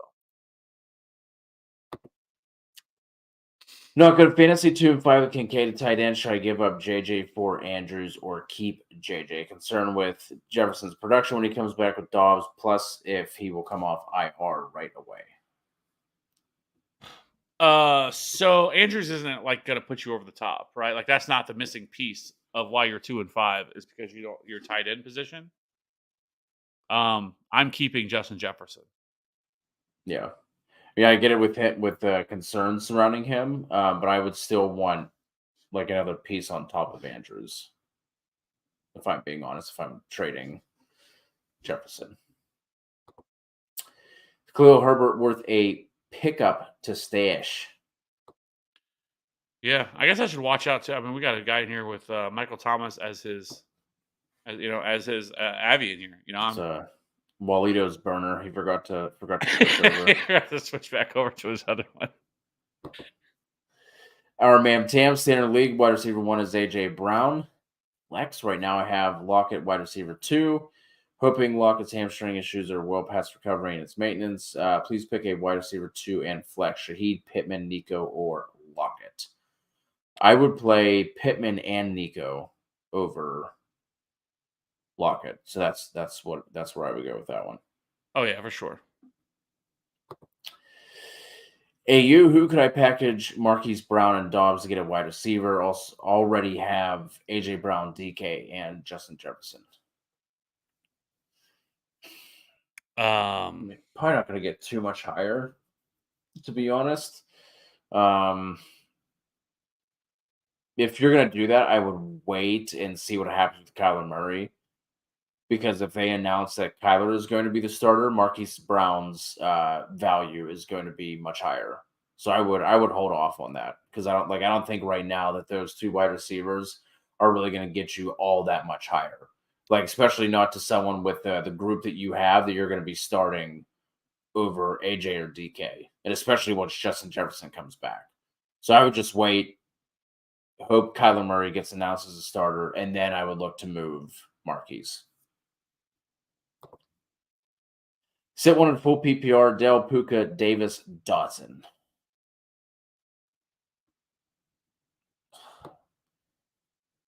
I'm sitting Dotson. It's between Dotson and Puka. I will say, I'm going to say Puka. I'm assuming Curtis Samuel is going to be out. I'm going to say Puka. Give me Dotson. I have no faith in Brett Rippon. Yeah, I don't mind. Yeah, And one of those guys is going to have Jair Alexander on them at some point, right? So um, I haven't looked to see what the snap splits have been once Cup has been back in terms of who's going in the slot more often, but one of them will have Jair on them at some point. So Michael Mayer or Luke Musgrave.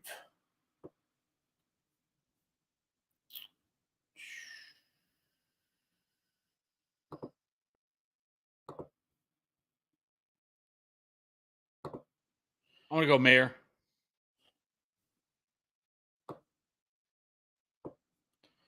Mayer for me as well. Mayer for Mayer. Jackson, would you trade away Mahomes and Evans to acquire T-Law, Olave, and Ayuk? Lacking wide receiver depth right now, wide receivers are Pickens and Dobbs.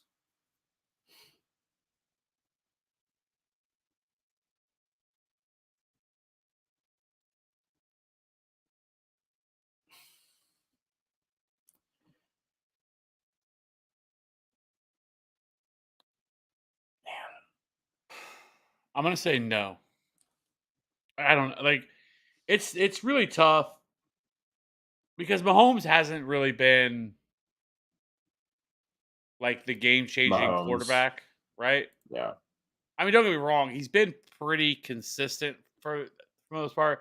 He has won 2 games this entire year where he's been outside of being a top 12 quarterback, but he only has 1, 2 he only has 2 weeks that he's been a top 5 quarterback option in fantasy football this year. So, it's been frustrating for him, but also, I mean, this is also a player that could go nuclear rest of season and then really makes you not happy about that. Like, I don't think it's a bad trade. Like, I go back and forth. Like, I think you could definitely make an argument definitely for the yes, you should make that trade because Chris Olave bounces back Ayuk. Now you're really cooking with gas. The quarterback position isn't as, prevalent, I guess. And then you have Trevor Lawrence who has played okay at times, but does end up losing, volume sometimes because of, Travis Lawrence, Travis Etienne running the ball in. But he really hasn't been great this year. I mean, he's averaging 15.6 fantasy points per game, which is 19th among all running backs, all quarterbacks. So used to saying that. But And I mean, he's just kind of been a guy who's given you like 15, 16 fantasy points every game. There's been no ceiling there. He has not one, not even zero, or not zero, not one at all, where he's been above 20 fantasy points scored. Not one all year. And he's only been a QB1 a couple times this year. So like there is a drop off between Trevor Lawrence and Mahomes, but then the value comes like is Olave and Ayuk, is that enough to bridge that gap? I think it also depends on like what we're talking about with depth too, right? You know what I mean? Like if we're just talking about like is this like your wide receiver 3, 4? You know what I mean? You're saying like other wide receivers are Pickens and Dobbs. Does that mean that you're running out Evans, Pickens, and Dobbs right now? If that's the case, I think I would make that trade. But like if we're just talking about like depth as like, Olave and Ayuk end up being like your wide receiver 3, let's say, then I probably wouldn't. But if Olave and Ayuk immediately slot into your wide receiver 1 and 2 spot, then I would do it. Marcus, I have Kyron on IR, and I thought he'd be a top 10 running back for the rest of the season when he comes back. Which you have Mostert over him. Is Kyron's production of RB4 not sustainable? I do not believe so. And Kyron, honestly, like as far as like running back goes, like he was not good. He was really good for fantasy, and that came on the back of seeing a bunch of targets and then also scoring twice a game whenever he was on that stretch that he was on. I do not foresee the targets being there, and it's really hard to bank on him always having that touchdown production. Like I think there's also a case where we could see this be a little bit more of a split, like Kev, like you mentioned earlier, once he does come back. That's what worries me. Like he has no pedigree. He's not, one of the elite running backs, like he's not a Saquon Barkley or something like that, where you're just like, okay, he's definitely coming back and taking that role back.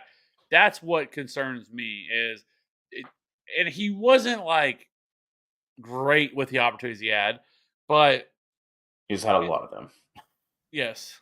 Um, so I think you could go either way there between those two. Like you're talking about two running backs that now I'll admit, like it's not like Daryl Henderson and Royce Freeman have been out here just crushing with the world either. So that could also play a factor into this. But I don't know. I just think it's a little bit tougher to trust. And there's one other thing that I did want to met into this question that we had. Secondly, I wanted to look really quick. Uh, and I just want to put this out there because I don't want to just not the rest of season, the Jaguars have, or the Trevor Lawrence has the hardest remaining schedule for quarterbacks rest of season. You have, so once they're off their bye, they play the 49ers, then the Titans, the Texans, the Bengals, the Browns, the Ravens, the Bucks, and then the Panthers in week 17. So there's a lot of really tough matchups in there for quarterbacks. And so I did just want to put that out there that as something you should be looking at because now is definitely the time we should be like if you're a contender and you're in like feel really solid about making the playoffs, this is the time to be looking at rest of season stuff and really trying to really look at fantasy playoffs to try to making some decisions on that like that I would be using that as like a tiebreaker of do I want to acquire this player because there's nothing worse than making the playoffs and then getting bounced in the first round because you have some players with some really bad matchups. Terry, thoughts on streaming Bryce Young versus Indy this week? Put it in reverse. I mean, it I think it's fine. really would depend on what other options. Like, Yeah, like it's kind of a double edged sword because Bryce Young hasn't been very good this year, but this is a really good matchup. The Colts have really struggled to stop opposing offenses, especially through the air. Like that's how.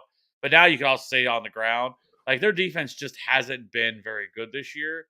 So like I think Bryce Young is fine. Like if you had yeah. to play him, you can play him. I don't love it. He's like borderline top 20 quarterback this week. Is kind of the way that I would view him, but it worries me. Thoughts on Demario Douglas? Well, just thoughts on Demario Douglas. It doesn't really say anything else. Um, I have him outside of my top 36, but I think in deeper leagues or if you're hurt with bye weeks, injuries, backup quarterback issues, whatever the problem is, I do think you can count on him for some volume this week. Devontae Parker very unlikely to play because of the concussion.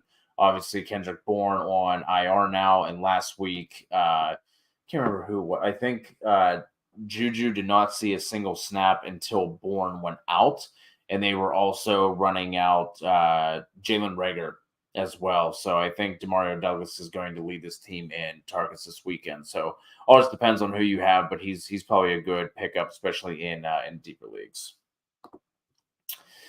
Giants D versus the Raiders this weekend. Are they on the uptick, Kev? Did you do your defensive rankings yet? I would go with the Raiders here on this one. Well, just your where do you have the Giants ranked? Did you do your rankings yet? Oh, I have sorry. I was thinking the other way around. I have the Giants at 15th this week. Yeah. I mean, I don't necessarily like honestly going from Garoppolo to I would say Garoppolo to Carr. Garoppolo to Aiden O'Connell like doesn't change a ton for me. Honestly, I know the Giants have performed well in spots, but like that's still not a defense I'd be targeting. I think there's probably better options that are out there on waivers. Anyway, would you trade K9 for any of these guys? Smitty, Ayuk, Pittman, Robinson, Eckler, Aaron Jones. K9 worth straight up, or can I get a wide receiver and running back for him? I mean, if I can get I mean, Austin Eckler, I'm doing that like all day without even thinking about it. I would do all of the receivers too.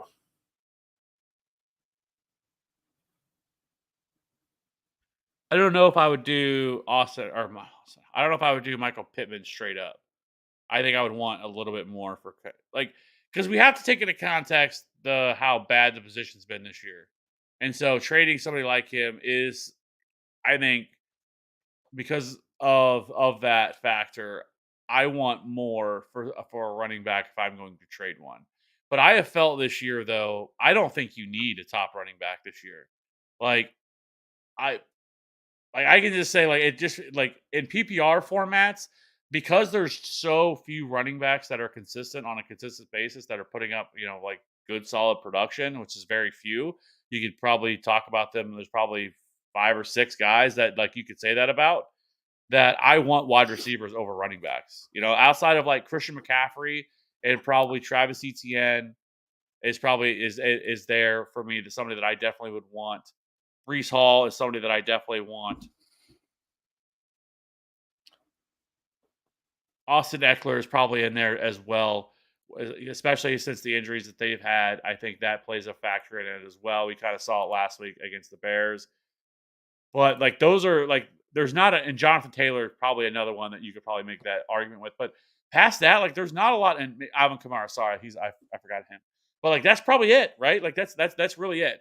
Where I would much rather have really strong wide receiver is and then not be as I'm not as concerned about running backs. Yeah, I mean, I was just saying with those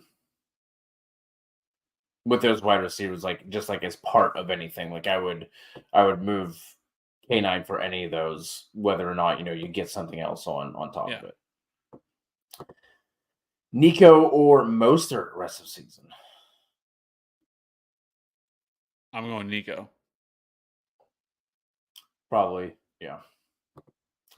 Hoosier, thanks so much, guys. Best insight I've gotten so far about anything from anyone this season. League better watch out. I'm coming from the cellar. Let's go.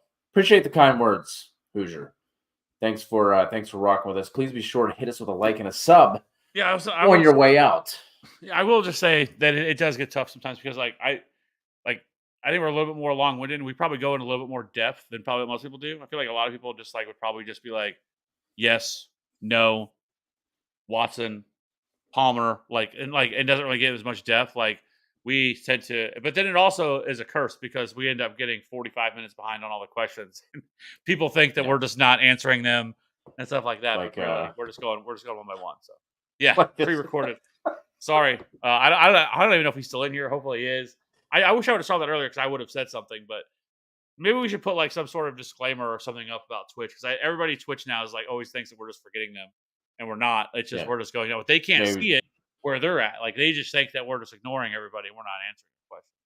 Yeah, we should probably just like run the banner across the bottom. Just says we're 30 minutes behind. Twitch, we see you, and just have it like just constantly, just constantly going.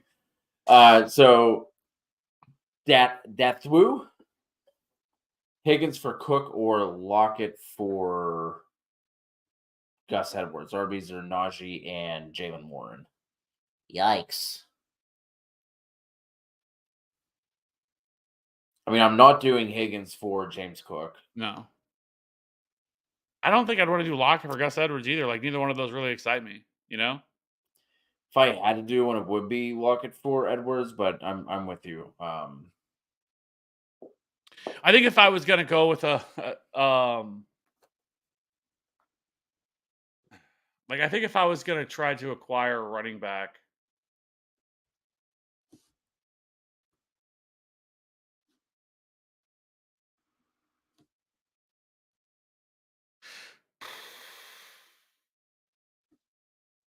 Man, you don't even have like a running back at this point. Um,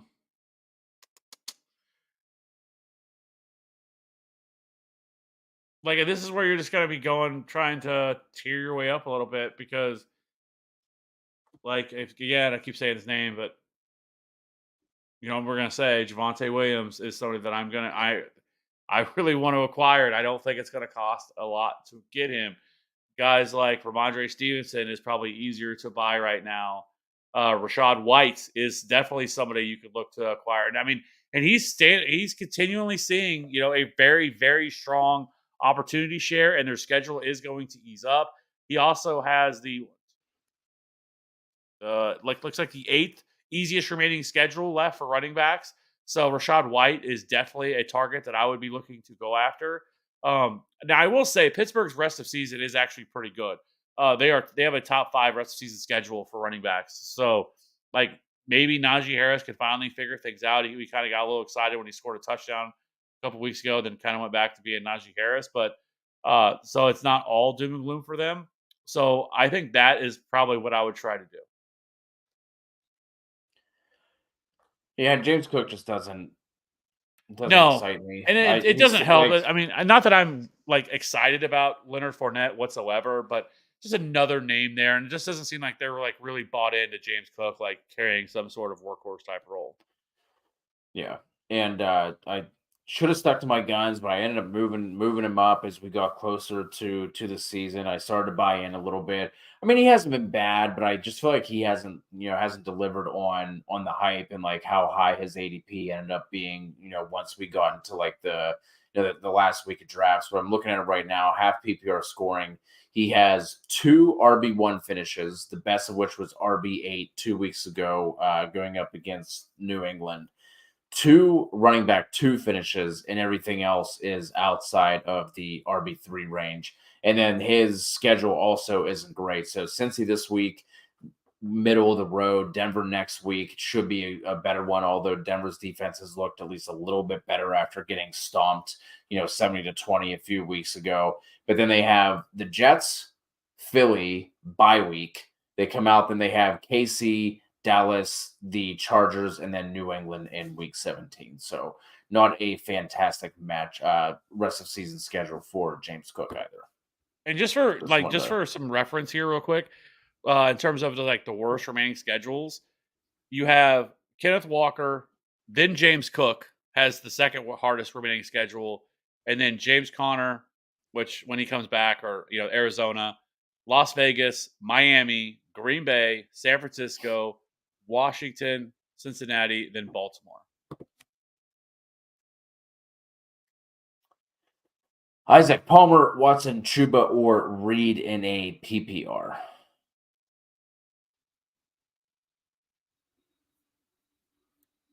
Give me Chuba. Are you buying in that this is now his backfield? I think so. I would go Chuba here as well. I was just curious on your thoughts. That was I mean, also wild to me to see like just how quickly that they did that coming out of the bye, and just how stark the difference was. Like it wasn't like a 50-50 split. It wasn't a 60-40 split. Like Chuba dominated the snaps and the opportunities. yeah. So I mean, I Miles was Sanders saw 20% of the snaps and 10% of the rush attempts. He ran 23% of the routes, where Chuba played 66% of the snaps, 71% of the rush attempts, 40% of the routes. So yeah, Hunt or Pollard this week for Tam. it feels like it shouldn't even be a question, but it is. It's like I guess there's some validity to it. But yes, it's Pollard for me. Yeah, I'm still gonna go Pollard there, and I agree with you. Hoosier just received this offer: give Barkley, Connor, Laporta, get DJ Moore, Pierce, McBride. No, no, no, no, no, Oh, absolutely not. No, no. That is one of those ones you sit there and you look at and like, what are they I thinking? hate Am that. I Like that's am like the I worst to me ever was when people send you these garbage trade offers like this. That it's like what and what like how like Dameon Pierce has been awful, right? DJ Moore had those really boom weeks there for a couple weeks, but then Justin Fields is hurt. And then obviously I really like Trey McBride, but and I get it, Connor is, hurt, but he's eligible to come back here, if not what I think next week. I think he's eligible to come back. Laporta has been a top 3 or 4 tight end all year. And then Saquon, goddamn right? obviously came back and just dominated touches like we're expecting him to. So like there's no like appeal to that in my mind. Like there's nothing there that like would even intrigue me. That's just somebody trying to offer you scraps for, your I You don't. know, Yeah, I don't even know what they're trying to do. Like normally, whenever you see whenever you would see a group like more Pierce and McBride, that's for like one of those pieces on Hoosier side, right? Like that's normally not a three for a 3 for 3 it isn't even like type Barkley. of I don't. swap. I'm not even entertaining that for Barkley. Like that's like No, nope. I'm declining that as quick as it's sent. yeah, And I don't even think I would do it for Laporta at this point. You know, like maybe I would consider it kind of because, but that's with like if Justin Fields was healthy and when he's not, like there's no way. yeah. Not good if fantasy has Waddle and Hill. Should I try to get rid of one of them, or is it okay to have both on the same team? The only way I'm getting rid of Tyreek Hill is if it's like a Godfather type of offer, right? Like the offer you can't refuse. Like I'm not actively looking to get rid of him. Like Waddle is like whatever. I wouldn't sell low on Waddle just so I didn't have both. But if you want to float Waddle out there and see what you can get, especially with I think it was last week, right, where Waddle finally, I think Waddle and Devonta Smith finally had like their bounce back game. So if you want to float Waddle out there, that's fine. But like I said, I'm not gonna like sell him at like 75% of his value just so I don't have both. Sean H. Henry, Swift, JT. We need two. Uh, I JT is an will. absolute lock, and then I'm gonna go with I'm gonna sit Swift.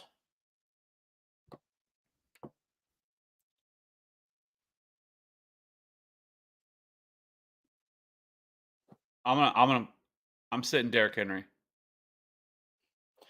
They're both close for me. Like I'm with you, JT. We are definitely locking in, and then I lean sitting Swift. Like I get The it Steelers. because obviously Derrick Henry can just go off at any moment, but he's been so game script dependent now. They are playing Pittsburgh, and so take that for what it's worth. This isn't like this really shouldn't be a game that he gets game scripted out. Um, but he hasn't really been a threat inside, as far as scoring touchdowns. He only has 4 of them on the year. So I don't know. Like I could see both sides. Like, it's very close. I have them both very close to each other. So if you want to go Derrick Henry, I get it. CHB just likes bad players. Shard Penny, Jordan Love, just part of the CHB brand experience. Did you Derek, just speaking of Aaron Rodgers, for people that need a quarterback, like I don't know, like you feel like when do you think he could come back? I don't know. I couldn't even begin to offer up like what he's doing right now is truly unheard of. So I wouldn't even know where to begin to like try and offer anything up. Like the fact that like we're even talking about him is like, hey, likely going to be coming back at some point is wild to me.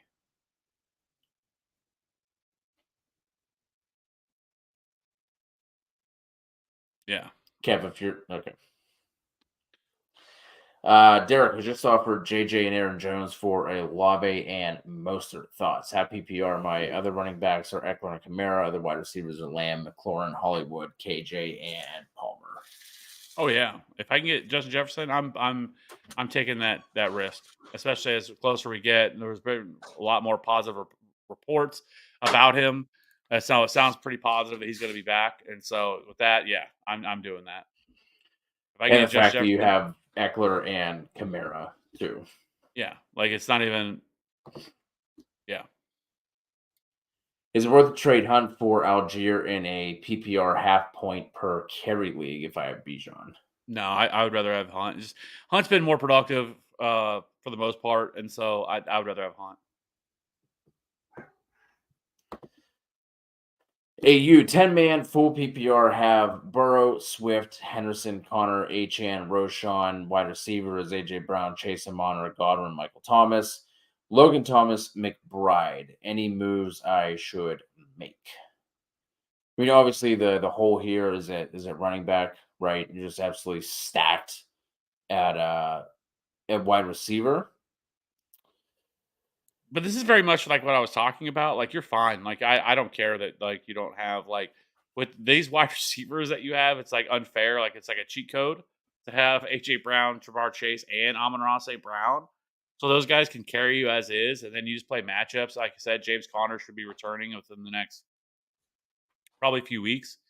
Uh, and then Achan should be back in the next few weeks as well. And so I don't know how exactly what his role will look like, but he was super. I mean, he was super productive on very limited touches. I mean, it's not like we're worried about that. I think he'll probably end up being a guy who's more of like that 10 to 12 touch range, and then within this offense. So I think you have enough here to get you by at running back anyway. So yeah, I don't think I really do anything. If you wanted to like pair like a lower end player, but like you, I don't know if you really need it. I think you have enough depth at running back where you're fine because you're going to get Yeah, a lot of that depth back within the next couple of weeks.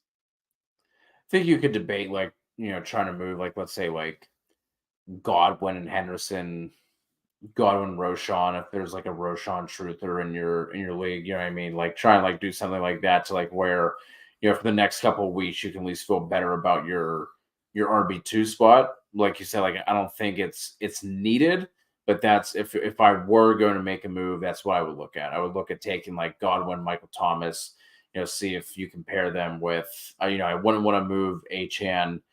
Connor is kind of whatever, but Henderson would be the one that I would probably try and move off of if I could. Rollins, good to see Rollins in here. Been a while. Welcome back. Trade Madison for Hopkins at full PPR. Deeper running back needs some help with wide receiver. Hopkins similar tier to what I already have with Olave, Cooper, Hollywood, London. Um, I mean, I don't mind moving off of Madison. He's clearly not going to be what we thought. Losing Kirk Cousins is going to be a big hit there as well. So I don't mind it. Like if that's the best you can get for Madison, like I'd rather have Hopkins. And then maybe with adding Hopkins, you can try and pair together, like we were talking about earlier, Rollins, like once Kyler Murray is named the starter, maybe you could pair Hopkins and Hollywood and move up a tier and try and get a better wide receiver that way. So I would still make that move, and then I would try and pair together, someone not named Olave out of that group and see if you can trade up a tier with two of those. Marcus, what type of production do you see Mostert having if he gets less snaps than Achan, like a 45, 55, 40, 60? So if this is going back to the Mostert, Kyron Williams discussion, I still think that there's a chance that Kyron Williams could end up seeing more volume than Mostert, but we've seen from Mostert in this entire offense just as a whole that like all it takes is one play for him to make your week, right? So I do think that this ends up getting a little muddy once Achan is back. We have Jeff Wilson healthy. I think Jeff Wilson falls off to the side. To be honest, I think it ends up being like Mostert and Achan.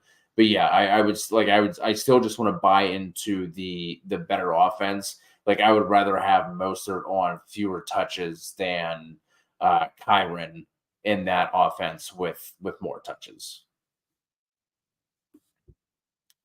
King Oahu, Njoku, Kincaid, or Schultz. Who do I start this week? Is Kincaid.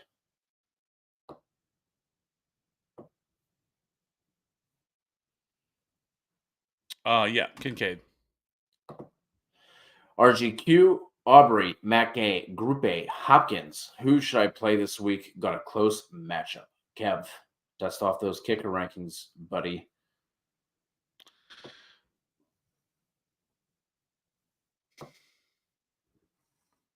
I'm gonna go Group A. I got him at kicker 4. There you go. I talked about Group A on the streaming video. I just don't have kicker rankings because I like You're not a myself too psycho. much. Because I like myself too much. Yeah. I did see Dez needs 2 of these. Made a comment a little bit after this. My running back game sucks. Who do I start? Pierce, Dylan, Henderson. Need two. I would sit Dylan.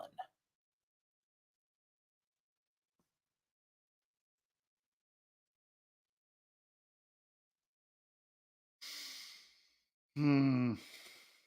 I think I'm sitting Pierce. Henderson's a lock out of this group, Yeah. and then it's between the two. Like I said, at least Pierce is getting the goal line touches between him and Singletary. So I would lean there. Lockett or London. That's going to be London for me. It's gonna be Lockett. Terry, I just don't know when that's going to be. Sanders sat the entire preseason for the most part because of that groin injury, and then he picked up a shoulder injury as well. So at this point of the season, I don't know when that's going to be, and that's the issue. I agree with the premise, but I just don't know when to expect that. Thoughts on Olave versus season full PPR? I mean, he's still seeing a fantastic target share. The air yard share are there. The deep targets are still there. They just haven't connected. You know what I mean? So it's coming. All of the periphery stats you want to see are there, but I think Olave is a fantastic buy. To be honest, he's someone I'd be looking to buy. Yeah, just on Olave, I'll say this: he's while he's only averaging 12.7 fantasy points per game, his expected fantasy points per game is actually 20.1, which is 12th highest among all wide receivers, which is a good which is a very good metric to look at in terms of trying to see. It kind of encapsulates everything of what they've been doing.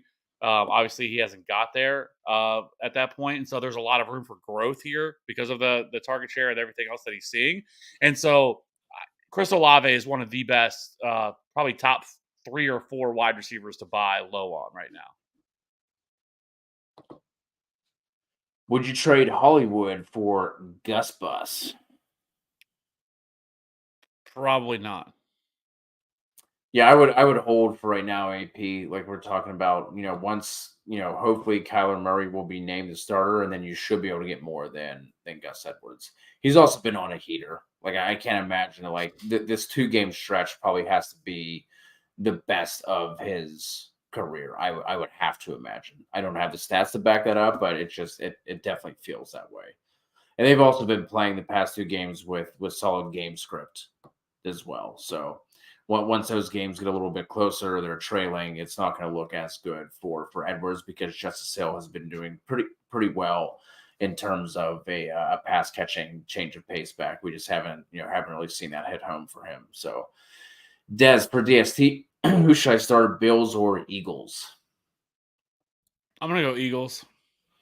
I'm going to go Eagles here as well. Des, appreciate you swinging through. Another defense question. Is it worth holding on to Buffalo or should I start streaming?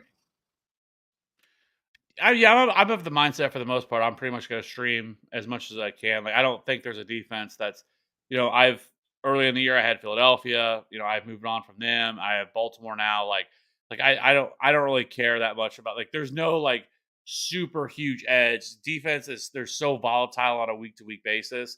And so like I'm much more on just playing the matchups each week versus trying Yeah. to just hold on to a defense and then suffer through like if you would have held them last week and had Philadelphia what they get like -3 or something like that. I think is what they end up getting you. Like, and so like it's just so volatile on a week to week basis. So no, I'm much more on just trying to play the matchups here. And Philadelphia's secondary has struggled a lot this year. They've given up a lot of yards to the air, so that worries me. And their schedule coming up is not going to be that easy either. So there's going to be some weeks there with Philadelphia. You could definitely look to play them, and there's other weeks where I just wouldn't really have much interest in it. So yeah, I would just stream. Best option for a tight end with Laporta on by Hayward, Mayer, Higby, Bellinger, Johnu, Parham, and Conklin. As long as Gerald Everett is out, this is going to be Parham. If not, I would go Mayer and then Bellinger is how I would. Yeah, I would go. I agree with that. I think it's Parham and Mayer. But what is saying current offer a wide receiver, someone like Pittman or Flowers acceptable? So I've said this before. I'm not as high on Zay Flowers, I think, as other people are. Just kind of how he's been utilized. He doesn't really have much of a ceiling. He's more of just a wide receiver 3 for me rest of season. And so like I'd probably rather have Kyron. But if I can move Kyron for Pittman, I would do that. I would absolutely do that. I don't think that's if you can do that for sure. I personally would not send Pittman for Kyron. Maybe with Flowers struggling the way that he has been, like that maybe that's a something that's more in line, and I personally would do that. Um, just because I could see a scenario more where Flowers improves rest of season where Kyron going back to like what we saw from him is how I would do that. And like with trading someone on IR is always difficult to do as well. So if you could get Flowers out of it, I would. Rice, Palmer, Dell, Dotson as a flex this week for RGQ. That would be Dell for me, and then Rice would be second in line.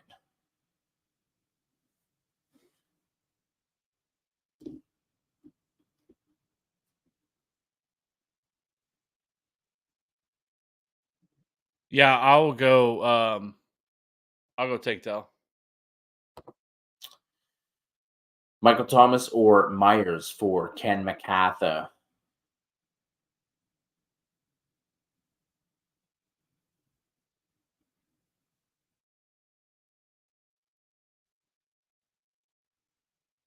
I'm going Jacoby Myers there.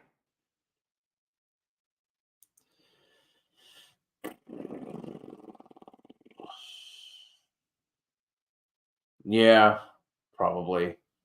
Just worried that if we end up seeing like a target share like we did, or was that the game that Myers got a concussion? I can't remember. But like we've been talking about, Devontae Adams, 33% target share that game. Uh, Josh Jacobs also saw double-digit targets, and then I don't think anyone else saw more than like 5, I think. But I can't remember if that was the game that Myers got knocked out of. But probably Myers, but it's closer than So that week, most it weeks. was week 4 whenever Aiden O'Connell started. And he played 95% of the snaps. He saw 4 targets, had 33 yards at that Okay. game. I knew he didn't have a great deal of targets, and I could remember if that was why or not. TC rocking with us, up my dudes, up Tony. Henderson or Najee is my RB2 this week. Got Kyron injured, Monty and Gibbs on bye. This is going to be Henderson for me. Yeah. Fuck Najee. Fuck the Steelers. Top MF in here. Let's go. Pain is temporary. Quitting lasts forever. Dell or JSN, this is going to be Dell for me. Yep.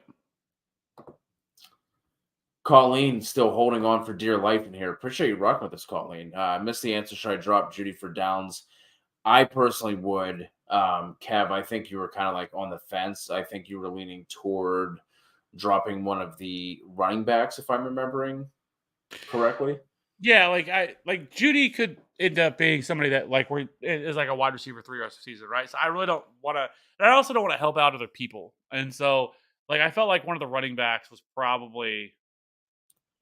I think that also depended on it was like Hubbard, Ford, Hunt, like Henderson or something like that, or Roshan. I don't know. But I think that also depends on, or like, is it just like injuries and bye weeks that has you down like that, or like, do you need those running backs because you're really hurting at running back? Because if you're hurting at running back, I don't want to drop any of those guys. And I think Downs outperforms Judy rest of the season.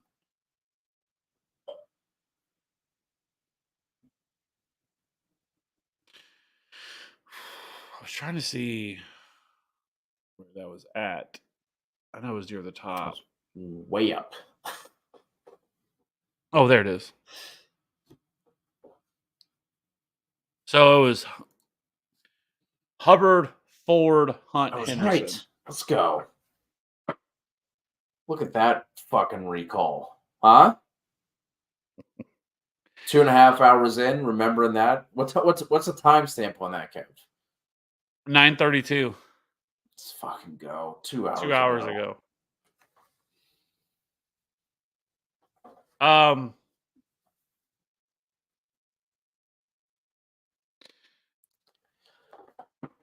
so like realistically, if you were dropping one of these running backs, which one would you, if you had to drop one, who would it be? I think it'd probably be Daryl Henderson, but then I think we need to start Daryl Henderson this week too, though, right? Yeah, because Correct. you want to play Henderson and Hubbard. I mean, you could play Yeah. Hubbard and Hunt, um, and probably be fine. And I don't Yeah. want to drop Jerome Ford either. So yeah, it's just tough because like there's no like obvious like one. So Yeah. I don't know. I guess maybe bank that. Hopefully that's maybe Downs doesn't have a big week. Nobody picks him up. Then maybe after this week, you could probably look to make that decision on that. But yeah, I think that's how I feel about it. Great memory. Good for you. Don't count on that too often. I can't believe I pulled that one out. Can't remember what I had for breakfast this morning. War Eagle, Saints or Raiders defense. It's going to be the Saints for me. Yeah, I agree. 808. So K9 for Ayuk and Robinson seems fair. Or am I asking too much? No, I don't think that's too much. I mean, Brian Robinson has been pretty mid for most part. He's really become he's just pretty much game script dependent. He doesn't really get involved in the passing game at all. He's pretty much all run game, so he's only going to play about 50% of the snaps. I mean, he's fine depending on the matchups that he sees that week, and if they can keep the game script close. And I mean, so I I still think you could probably get more for Kenneth Walker than that. I think that's actually you're probably asking too low. Because there's just so few running backs. So there's so many people that need a running back, right? And so if you're in a position where you can trade a running back like that, like you are in a rare spot because most people just don't have like that kind of running back on their roster. So you can go to a lot of people, and to be able to get to get a wide receiver if that's what you're looking to do. So I think you could probably ask for more than that. You could probably start a bidding war. Yeah. Just throw them up on the block and then pin the owners against each other. It's the best way to do it. And just say like, hey, I'm gonna go with this offer. Can you spice yours up a little bit? And then you go back to him and you go to the other guy and you call him up and like, hey, I got this other offer on the table. It's really strong. Can you throw in this? Like, what can you do? And like you play GM. That's what you do. That's why this Yeah. is why this is great. You get to be GM and pretend like you have all these other offers. And maybe you have no other offers. You just call their bluff and make them think that you have this amazing offer on the table and you may not. No. It's all part of the game. And then like Well, I draft feel like day, you pancake eating motherfucker. That on throwing David Putney just because I feel like it. still need to watch that movie. You never watched it? No. It is by Is that no means like a awesome movie, but like that for really like just surprised you? football, like it's got a little bit of nostalgia in there. Like there's some good parts in it. Like it's a decent movie. Like it's a decent football movie. Like it's not an Academy Award winning type movie or anything like that. But I watch it like usually every year right before the draft. It's a fun movie. Well, I feel like wide receivers are averaging way more points per game than they were last year. Probably just because the running back position has been pretty cheeks for the most part. I mean, outside of like we haven't really had like someone outside of basically ETN that's just been a stud all year long, right? Like we lost Eckler for a stretch, we lost Barkley for a stretch, Kamara was suspended, Brees Hall was banged up. We haven't had I guess outside of CMC. Oh my god, I can't believe I forgot about CMC. But outside of that, like that's and like last year like scoring was just down as a whole. So I think that impacted the wide receivers last year.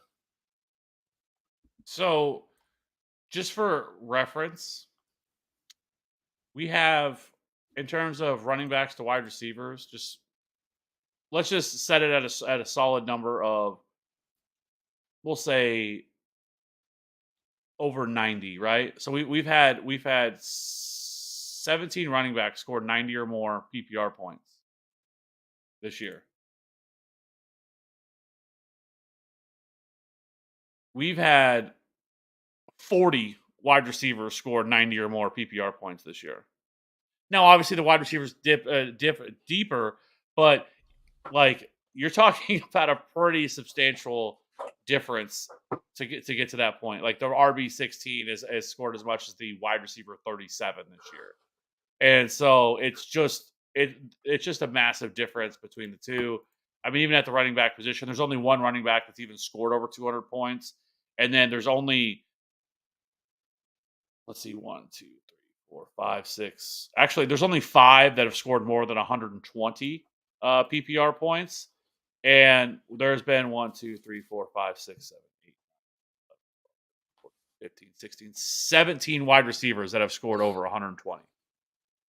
And I also feel like part of the issue too is like the offensive line play has just been pretty bad this Injuries year. have been have killed it because we've had so many, like Austin Eckler missed a lot of time because of that. Saquon missed a lot of time. JT didn't miss the Yeah, first 4 weeks of the season. Like there's a JT lot. as I mean, well. Alvin Kamara missed the first couple weeks of the season. Like there's been a lot of injuries. Wide receiver has stayed relatively healthy so far this year. Obviously, we lost Justin Jefferson, but even Justin Jefferson, who has missed 3 games, has still scored 111 PPR points, and he's still wide receiver. I mean, he's still the wide receiver 16, but it's just been that's what I was talking about. Like if you have a lot of depth at wide receiver, I will take that all day over running backs. Like there's just not enough of them out there for them to truly make it. I mean, if you have Christian McCaffrey and Travis Etienne, okay, but even still, there's a huge difference between those two. Christian McCaffrey has scored 204. The next closest is 159, and that's Travis Etienne. I mean, Zach Moss is still the RB4 on the year. Kyron Uh, Williams, who has missed how many weeks, is RB8 still. those big blow up games, man, carry you. But I'm just saying, Ian. that's why I don't really care. Brian Robinson. What would you think if I told you he's still a top 12 running back on the year? He is the RB12. That's dumb, is what I would say to that. Yeah. So yeah. What's not dumb is this question from Ken. Deontay, London, Gabe, Watson, PPR. Who you got?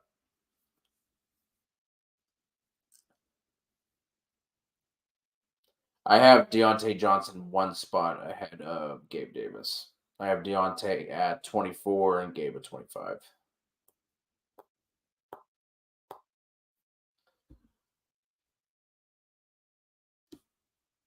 I would go Deontay here. All right. Finally got one. One for the good guys. Tony needs a tight end for Kelsey's bye week coming up. Logan Thomas at Seattle, Komet versus Carolina, Henry versus Indy, Everett versus Detroit.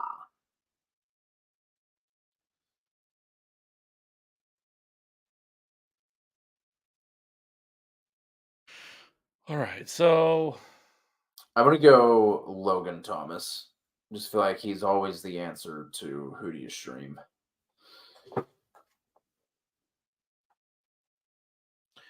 Who do you love?